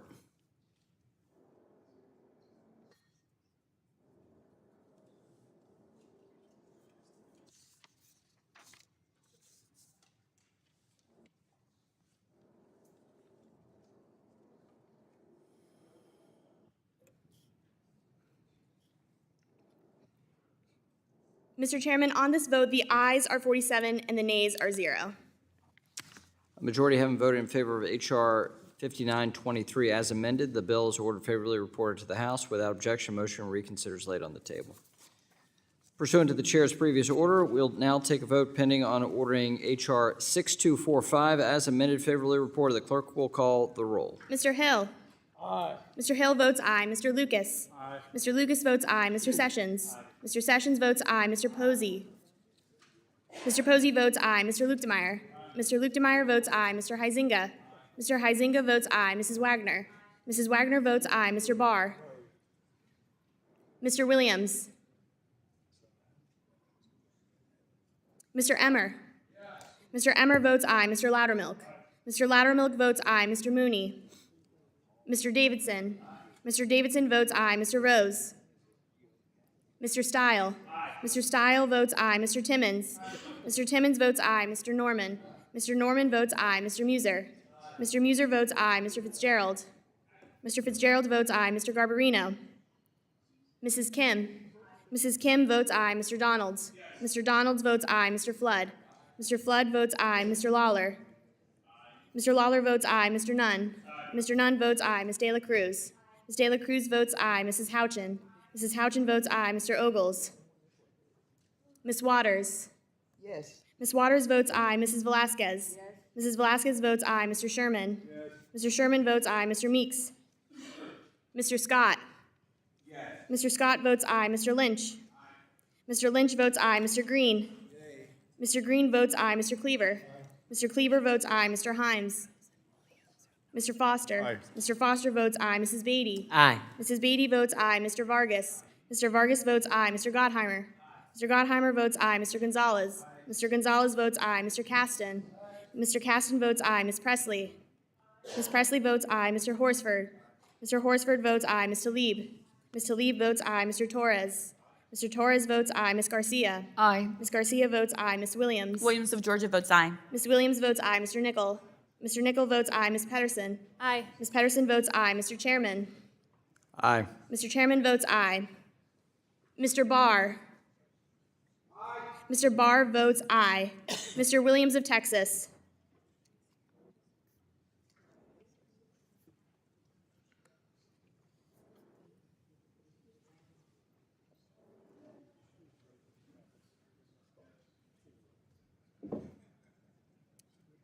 Mr. Mooney.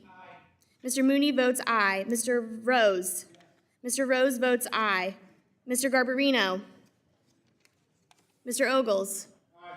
Mr. Ogles votes aye. Mr. Williams. Mr. Williams votes aye. Mr. Meeks. Mr. Himes.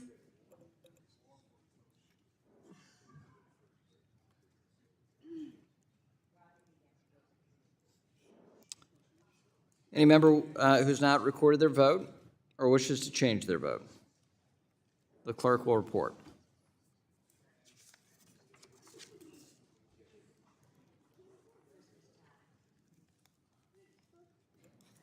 Mr. Chairman, on this vote, the ayes are 49 and the nays are 0.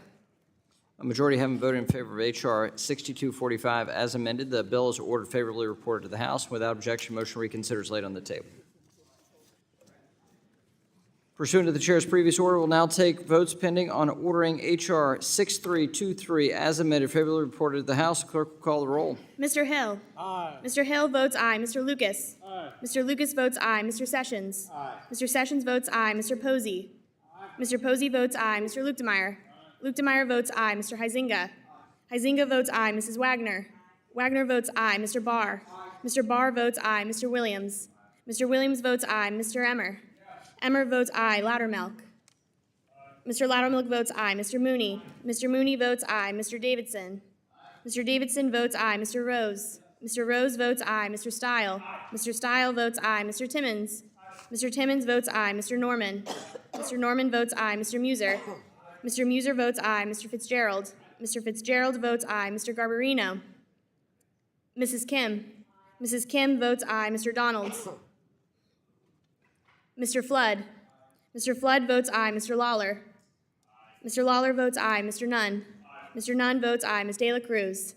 Ms. De La Cruz votes aye. Mrs. Houchin. Mrs. Houchin votes aye. Mr. Ogles. Mr. Ogles votes aye. Ms. Waters. No. Ms. Waters votes no. Mrs. Velasquez. No. Mrs. Velasquez votes no. Mr. Sherman. Mr. Sherman votes aye. Mr. Meeks. Mr. Scott. Yes. Mr. Scott votes aye. Mr. Lynch. Mr. Lynch votes no. Mr. Green. Mr. Green votes no. Mr. Cleaver. Mr. Cleaver votes no. Mr. Himes. Mr. Foster. Mr. Foster votes no. Mrs. Beatty. Mrs. Beatty votes no. Mr. Vargas. Mr. Vargas votes no. Mr. Gottheimer. Mr. Gottheimer votes no. Mr. Gonzalez. Mr. Gonzalez votes no. Mr. Caston. Mr. Caston votes no. Ms. Presley. Ms. Presley votes no. Mr. Horsford. Mr. Horsford votes no. Ms. Talib. Ms. Talib votes no. Mr. Torres. Mr. Torres votes no. Ms. Garcia. No. Ms. Garcia votes no. Ms. Williams. Williams of Georgia votes no. Ms. Williams votes no. Mr. Nickel. Mr. Nickel votes no. Mrs. Pedersen. No. Mrs. Pedersen votes no. Mr. Chairman. Aye. Mr. Chairman votes aye. Mr. Garbarino. Mr. Donalds. Mr. Donalds votes aye. Mr. Meeks. Mr. Himes. Is there any member who has not voted? Is there any member who wishes to change their vote? Clerk will report.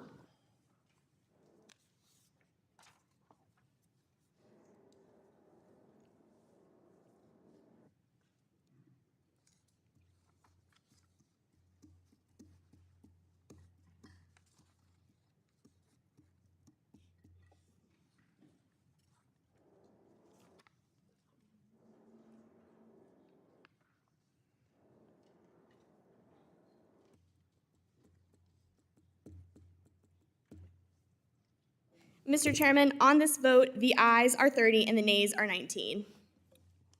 A majority having voted in favor of H.R. 6323 as amended, the bills are ordered favorably reported to the House. Without objection, motion reconsider is laid on the table. The committee will now take votes on postponing the postponed amendment to H.R. 6322, the End Financing to Hamas and State Sponsors of Terrorism Act, offered by the gentleman from Wisconsin. The question is on the Caston Amendment offered by the gentleman from Illinois. The clerk will call the roll. Mr. Hill. Hill, no. Mr. Hill votes no. Mr. Lucas. No. Mr. Lucas votes no. Mr. Sessions. No. Mr. Sessions votes no. Mr. Posey. Mr. Posey votes no. Mr. Luetkemeyer. No. Mr. Luetkemeyer votes no. Mr. Huizinga. No. Mr. Huizinga votes no. Mrs. Wagner. Mrs. Wagner votes no. Mr. Barr. Mr. Williams. No. Mr. Williams votes no. Mr. Emmer. Mr. Emmer votes no. Mr. Loudermilk. Mr. Loudermilk votes no. Mr. Mooney. Mr. Mooney votes no. Mr. Davidson. Mr. Davidson votes no. Mr. Rose. Mr. Rose votes no. Mr. Stile. Mr. Stile votes no. Mr. Timmons. Mr. Timmons votes no. Mr. Norman. Mr. Norman votes no. Mr. Muser. Mr. Muser votes no. Mr. Fitzgerald. Mr. Fitzgerald votes no. Mr. Garbarino. Mrs. Kim. Mrs. Kim votes no. Mr. Donalds. Mr. Flood. Mr. Flood votes no. Mr. Lawler. Mr. Lawler votes no. Mr. Nunn. Mr. Nunn votes no. Ms. De La Cruz. Ms. De La Cruz votes no. Mrs. Houchin. Mrs. Houchin votes no. Mr. Ogles. Mr. Ogles votes no. Mrs. Waters. Mrs. Waters. Yes. Mrs. Waters votes aye. Mrs. Velasquez.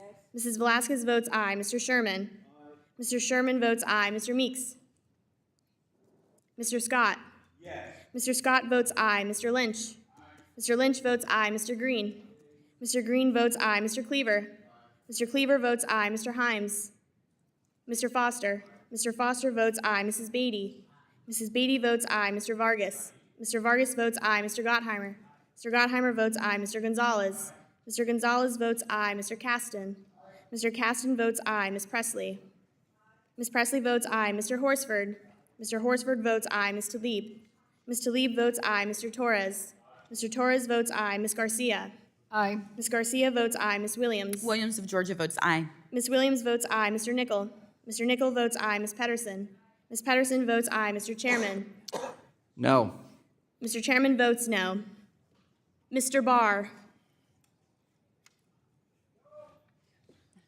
You got to be in the room. Mr. Barr votes no. Mr. Garbarino. Mr. Donalds. Mr. Meeks. Mr. Himes. Is there any member who hasn't voted or wishes to change their vote? If not, the clerk will report.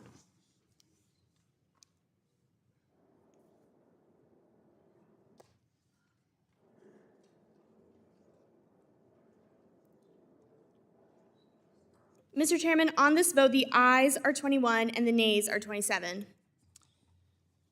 A majority having voted against the amendment is not agreed to.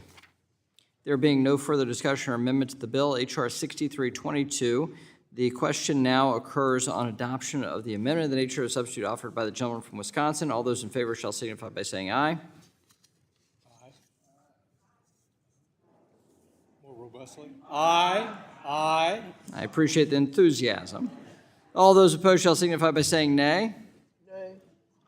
I also appreciate the enthusiasm. In the opinion of the chair, the ayes have it. The ayes have it. The amendment is adopted. The question now occurs on ordering the bill, H.R. 6322, as amended, reported to the House with a favorable recommendation. Those in favor shall signify by saying aye. Aye. All those opposed shall signify by saying nay. No. In the opinion of the chair, the ayes have it. What purpose does the gentleman from Arkansas seek recognition? I'd ask for a recorded vote. A recorded vote has been requested. All those in favor of a recorded vote, please raise their hand.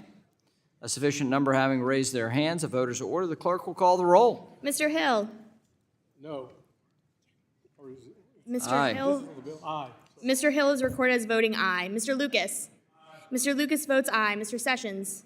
Mr. Sessions votes aye. Mr. Posey. Mr. Posey votes aye. Mr. Lukemeyer.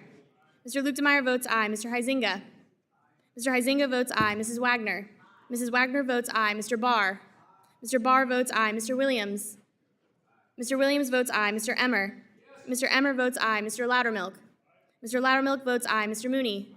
Mr. Mooney votes aye. Mr. Davidson. Mr. Davidson votes aye. Mr. Rose. Mr. Rose votes aye. Mr. Stile. Mr. Stile votes aye. Mr. Timmons. Mr. Timmons votes aye. Mr. Norman. Mr. Norman votes aye. Mr. Muser. Mr. Muser votes aye. Mr. Fitzgerald. Mr. Fitzgerald votes aye. Mr. Garbarino. Mrs. Kim. Mrs. Kim votes aye. Mr. Donalds. Mr. Donalds votes aye. Mr. Flood. Mr. Flood votes aye. Mr. Lawler. Mr. Lawler votes aye. Mr. Nunn. Mr. Nunn votes aye. Ms. De La Cruz. Ms. De La Cruz votes aye. Mrs. Houchin. Mrs. Houchin votes aye. Mr. Ogles. Mr. Ogles votes aye. Ms. Waters. Ms. Waters votes no. Mrs. Velasquez. Mrs. Velasquez votes no. Mr. Sherman. Mr. Sherman votes no. Mr. Meeks. Mr. Sherman is recorded as voting aye. Mr. Meeks. Mr. Scott.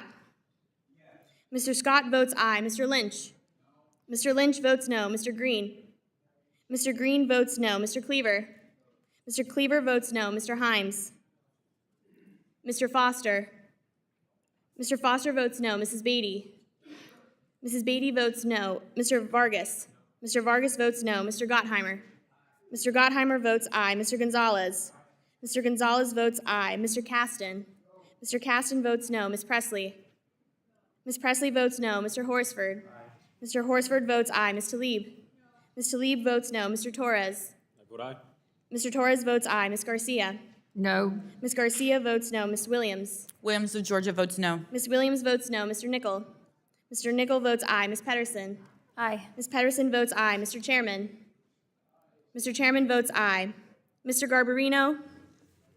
Mr. Meeks. Mr. Himes.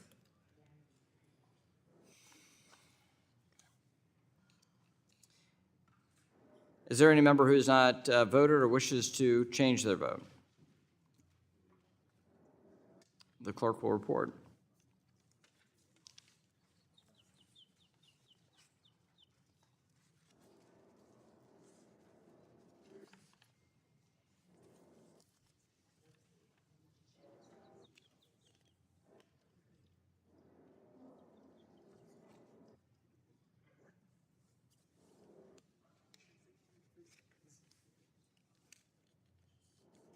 Mr. Chairman, on this vote, the ayes are 36 and the nays are 13.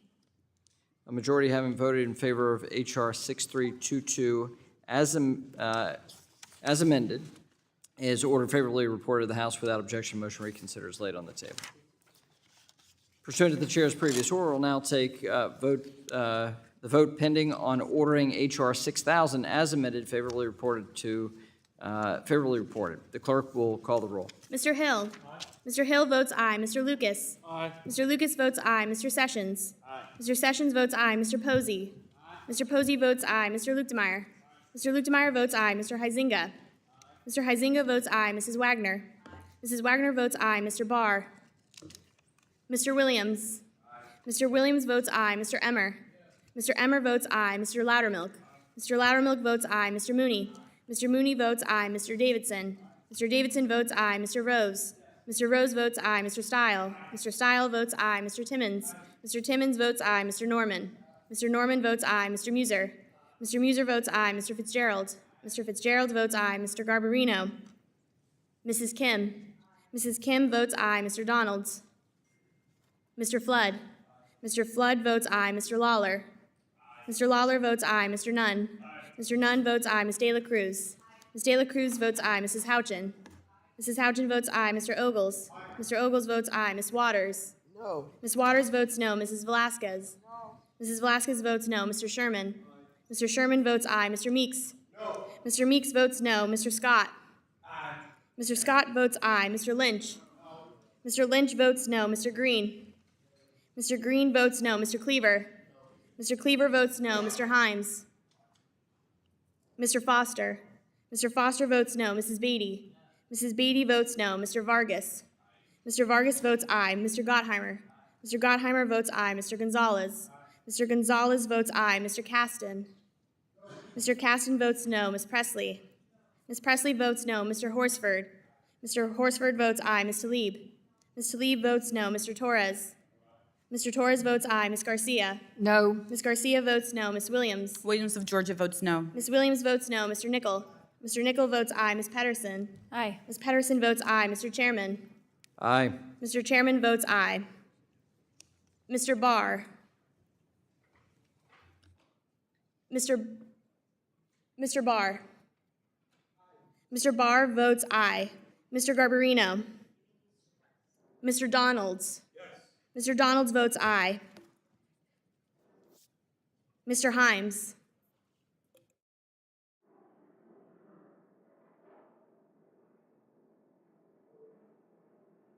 Is there any member who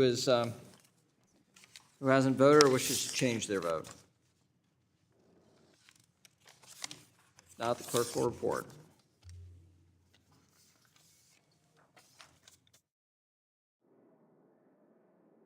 Mr. Chairman, on this vote, the ayes are 37 and the nays are 13. A majority haven't voted in favor of H.R. 6000 as amended. The bills are ordered favorably reported to the House without objection. Motion reconsidered is laid on the table.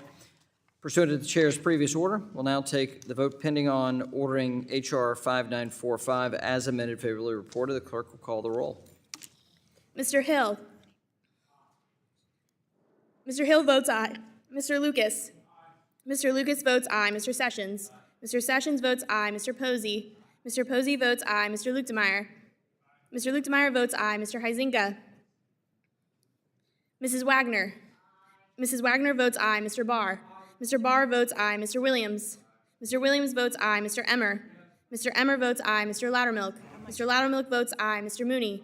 Mr. Mooney votes aye. Mr. Davidson. Mr. Davidson votes aye. Mr. Rose. Mr. Rose votes aye. Mr. Stile. Mr. Stile votes aye. Mr. Timmons. Mr. Timmons votes aye. Mr. Norman. Mr. Norman votes aye. Mr. Muser. Mr. Muser votes aye. Mr. Fitzgerald. Mr. Fitzgerald votes aye. Mr. Garbarino. Mrs. Kim. Mrs. Kim votes aye. Mr. Donalds. Mr. Flood. Mr. Flood votes aye. Mr. Lawler. Mr. Lawler votes aye. Mr. Nunn. Mr. Nunn votes aye. Ms. De La Cruz. Ms. De La Cruz votes aye. Mrs. Houchin. Mrs. Houchin votes aye. Mr. Ogles. Mr. Ogles votes aye. Ms. Waters. Ms. Waters votes no. Mrs. Velasquez. Mrs. Velasquez votes no. Mr. Sherman. Mr. Sherman votes aye. Mr. Meeks. Mr. Meeks votes no. Mr. Scott. Mr. Scott votes aye. Mr. Lynch. Mr. Lynch votes no. Mr. Green. Mr. Green votes no. Mr. Cleaver. Mr. Cleaver votes no. Mr. Himes. Mr. Foster. Mr. Foster votes no. Mrs. Beatty. No. Mrs. Beatty votes no. Mr. Vargas. Mr. Vargas votes aye. Mr. Gottheimer. Mr. Gottheimer votes aye. Mr. Gonzalez. Mr. Gonzalez votes aye. Mr. Caston. Mr. Caston votes no. Ms. Presley. Ms. Presley votes aye. Mr. Horsford. Mr. Horsford votes aye. Ms. Tlaib. Ms. Tlaib votes no. Mr. Torres. Mr. Torres votes aye. Ms. Garcia. No. Ms. Garcia votes no. Ms. Williams. Williams of Georgia votes no. Ms. Williams votes no. Mr. Nickel. Mr. Nickel votes aye. Ms. Pedersen. Ms. Pedersen votes aye. Mr. Chairman. Mr. Chairman votes aye. Mr. Huizinga. Mr. Huizinga votes aye. Mr. Garbarino. Mr. Donalds. Mr. Donalds votes aye. Mr. Himes. Is there any member who hasn't voted or wishes to change their vote? The clerk will report. Madam Clerk? Madam Clerk? Ms. Presley seeks Ms. Presley, you are recorded as voting aye. Ms. Presley, off aye, on no.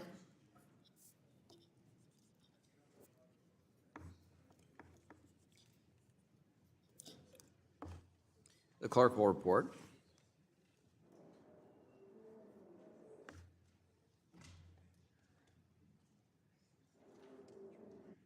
Mr. Chairman, on this vote, the ayes are 37 and the nays are 13.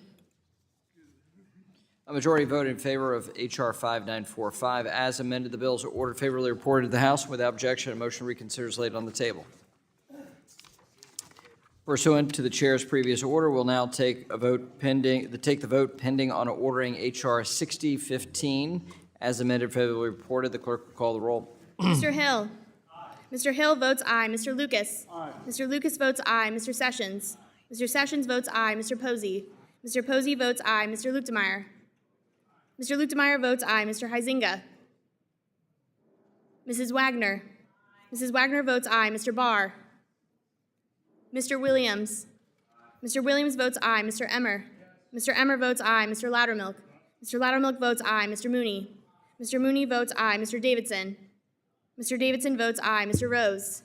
Mr. Rose votes aye. Mr. Stile. Mr. Stile votes aye. Mr. Timmons. Mr. Timmons votes aye. Mr. Norman. Mr. Norman votes aye. Mr. Muser. Mr. Muser votes aye. Mr. Fitzgerald. Mr. Fitzgerald votes aye. Mr. Garbarino. Mrs. Kim. Mrs. Kim votes aye. Mr. Donalds. Mr. Donalds votes aye. Mr. Flood. Mr. Flood votes aye. Mr. Lawler. Mr. Lawler votes aye. Mr. Nunn. Mr. Nunn votes aye. Ms. De La Cruz. Ms. De La Cruz votes aye. Mrs. Houchin. Mrs. Houchin votes aye. Mr. Ogles. Mr. Ogles votes aye. Ms. Waters. Ms. Waters votes aye. Mrs. Velasquez. Mrs. Velasquez votes aye. Mr. Sherman. Mr. Sherman votes aye. Mr. Meeks.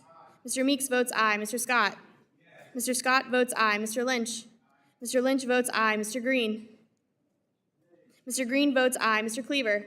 Mr. Cleaver votes aye. Mr. Himes. Mr. Foster. Mr. Foster. Mr. Foster votes aye. Mrs. Beatty.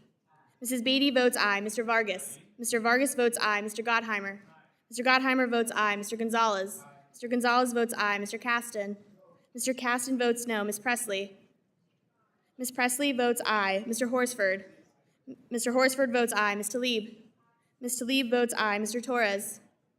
Mr. Torres votes aye. Ms. Garcia. Aye. Ms. Garcia votes aye. Ms. Williams. Williams of Georgia votes aye. Ms. Williams votes aye. Mr. Nickel. Mr. Nickel votes aye. Ms. Pedersen. Ms. Pedersen votes aye. Mr. Chair. Mr. Chairman votes aye. Mr. Huizinga. Mr. Huizinga votes aye. Mr. Barr.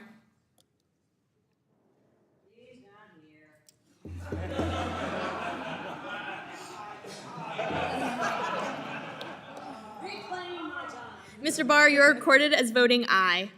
Mr. Garbarino, Mr. Himes. Is there any member who hasn't voted or wishes to change their vote?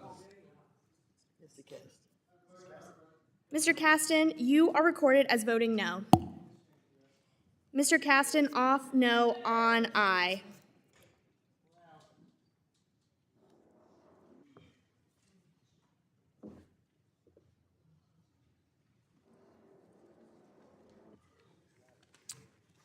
Mr. Chairman, on this vote, the ayes are 50 and the nays are 0.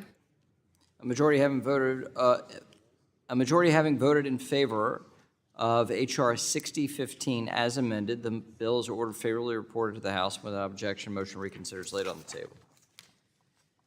Pursuant to the chair's previous order, we'll now take votes pending on ordering H.R. 6370 as amended favorably reported. The clerk will call the roll. Mr. Hill.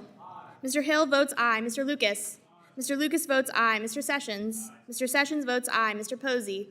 Mr. Posey votes aye. Mr. Luetkemeyer. Mr. Luetkemeyer votes aye. Mr. Huizinga. Mr. Huizinga votes aye. Mrs. Wagner. Mrs. Wagner votes aye. Mr. Barr. Mr. Barr votes aye. Mr. Williams. Mr. Williams votes aye. Mr. Emmer. Mr. Emmer votes aye. Mr. Loudermilk. Mr. Loudermilk votes aye. Mr. Mooney. Mr. Mooney votes aye. Mr. Davidson. Mr. Davidson votes aye. Mr. Rose. Mr. Rose votes aye. Mr. Stile. Mr. Stile votes aye. Mr. Timmons. Mr. Timmons votes aye. Mr. Norman. Mr. Norman votes aye. Mr. Muser. Mr. Muser votes aye. Mr. Fitzgerald. Mr. Fitzgerald votes aye. Mr. Garbarino. Mrs. Kim. Mrs. Kim votes aye. Mr. Donalds. Mr. Donalds votes aye. Mr. Flood. Mr. Flood votes aye. Mr. Lawler. Mr. Lawler votes aye. Mr. Nunn. Mr. Nunn votes aye. Ms. De La Cruz. Ms. De La Cruz votes aye. Mrs. Houchin. Mrs. Houchin votes aye. Mr. Ogles. Mr. Ogles votes aye. Ms. Waters. Ms. Waters votes aye. Mrs. Velasquez. Mrs. Velasquez votes aye. Mr. Sherman. Mr. Sherman votes aye. Mr. Meeks. Mr. Meeks votes aye. Mr. Scott. Mr. Scott votes aye. Mr. Lynch. Mr. Lynch votes aye. Mr. Green. Mr. Green votes aye. Mr. Cleaver. Mr. Cleaver votes aye. Mr. Himes. Mr. Foster. Mr. Foster votes aye. Mrs. Beatty. Mrs. Beatty votes aye. Mr. Vargas. Mr. Vargas votes aye. Mr. Gottheimer. Mr. Gottheimer votes aye. Mr. Gonzalez. Mr. Gonzalez votes aye. Mr. Caston. Mr. Caston votes aye. Ms. Presley. Ms. Presley votes aye. Mr. Horsford. Mr. Horsford votes aye. Ms. Tlaib. Ms. Tlaib votes aye. Mr. Torres. Mr. Torres votes aye. Ms. Garcia. Aye. Ms. Garcia votes aye. Ms. Williams. Williams of Georgia votes aye. Ms. Williams votes aye. Mr. Nickel. Mr. Nickel votes aye. Ms. Pedersen. Ms. Pedersen votes aye. Mr. Chairman. Mr. Chairman votes aye. Mr. Garbarino. Mr. Himes. Is there any member who hasn't voted or wishes to change their vote? The clerk will report. Mr. Chairman, on this vote, the ayes are 50 and the nays are 0. A majority having voted in favor of H.R. 6370 as amended, the bill is ordered favorably reported to the House. Without objection, a motion reconsidered is laid on the table. Here's the ultimate vote of the day. Pursuant to the chair's previous order, we'll now take votes pending on ordering H.R. 6365 as amended, favorably reported. The clerk will call the roll. Mr. Hill. Mr. Hill votes aye. Mr. Lucas. Aye. Mr. Lucas votes aye. Mr. Sessions. Aye. Mr. Sessions votes aye. Mr. Posey. Mr. Posey votes aye. Mr. Luchtenmeyer. Mr. Luchtenmeyer votes aye. Mr. Huizinga. Mrs. Wagner. Aye. Mrs. Wagner votes aye. Mr. Barr. Aye. Mr. Barr votes aye. Mr. Williams. Aye. Mr. Williams votes aye. Mr. Emmer. Mr. Emmer votes aye. Mr. Loudermilk. Mr. Loudermilk votes aye. Mr. Mooney. Mr. Mooney votes aye. Mr. Davidson.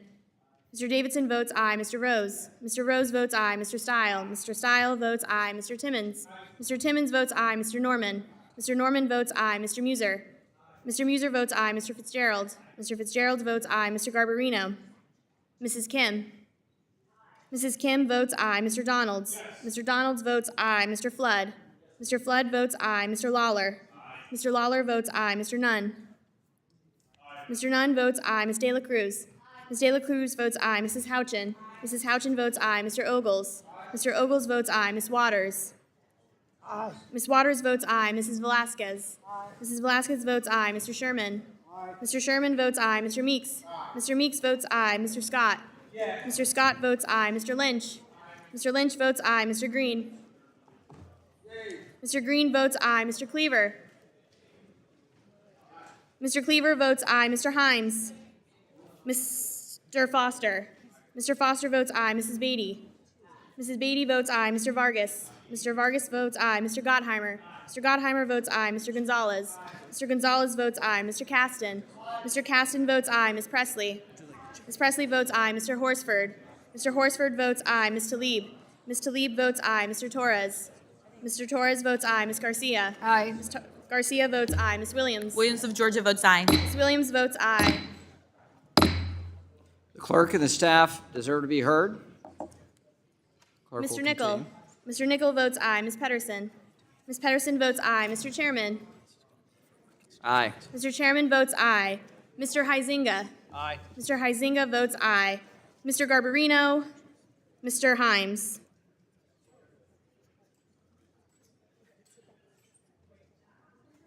Mr. Chairman, on this vote, the ayes are 50 and the nays are 0. Thank you. A majority having voted in favor of H.R. 6365 as amended, the bill is ordered favorably reported to the House. Without objection, a motion to reconsider is laid on the table. Staff are authorized to make technical and conforming changes on all measures ordered to be reported today. Members will have 2 days to file views on each reported measure considered today. And there being no further business, the committee stands adjourned.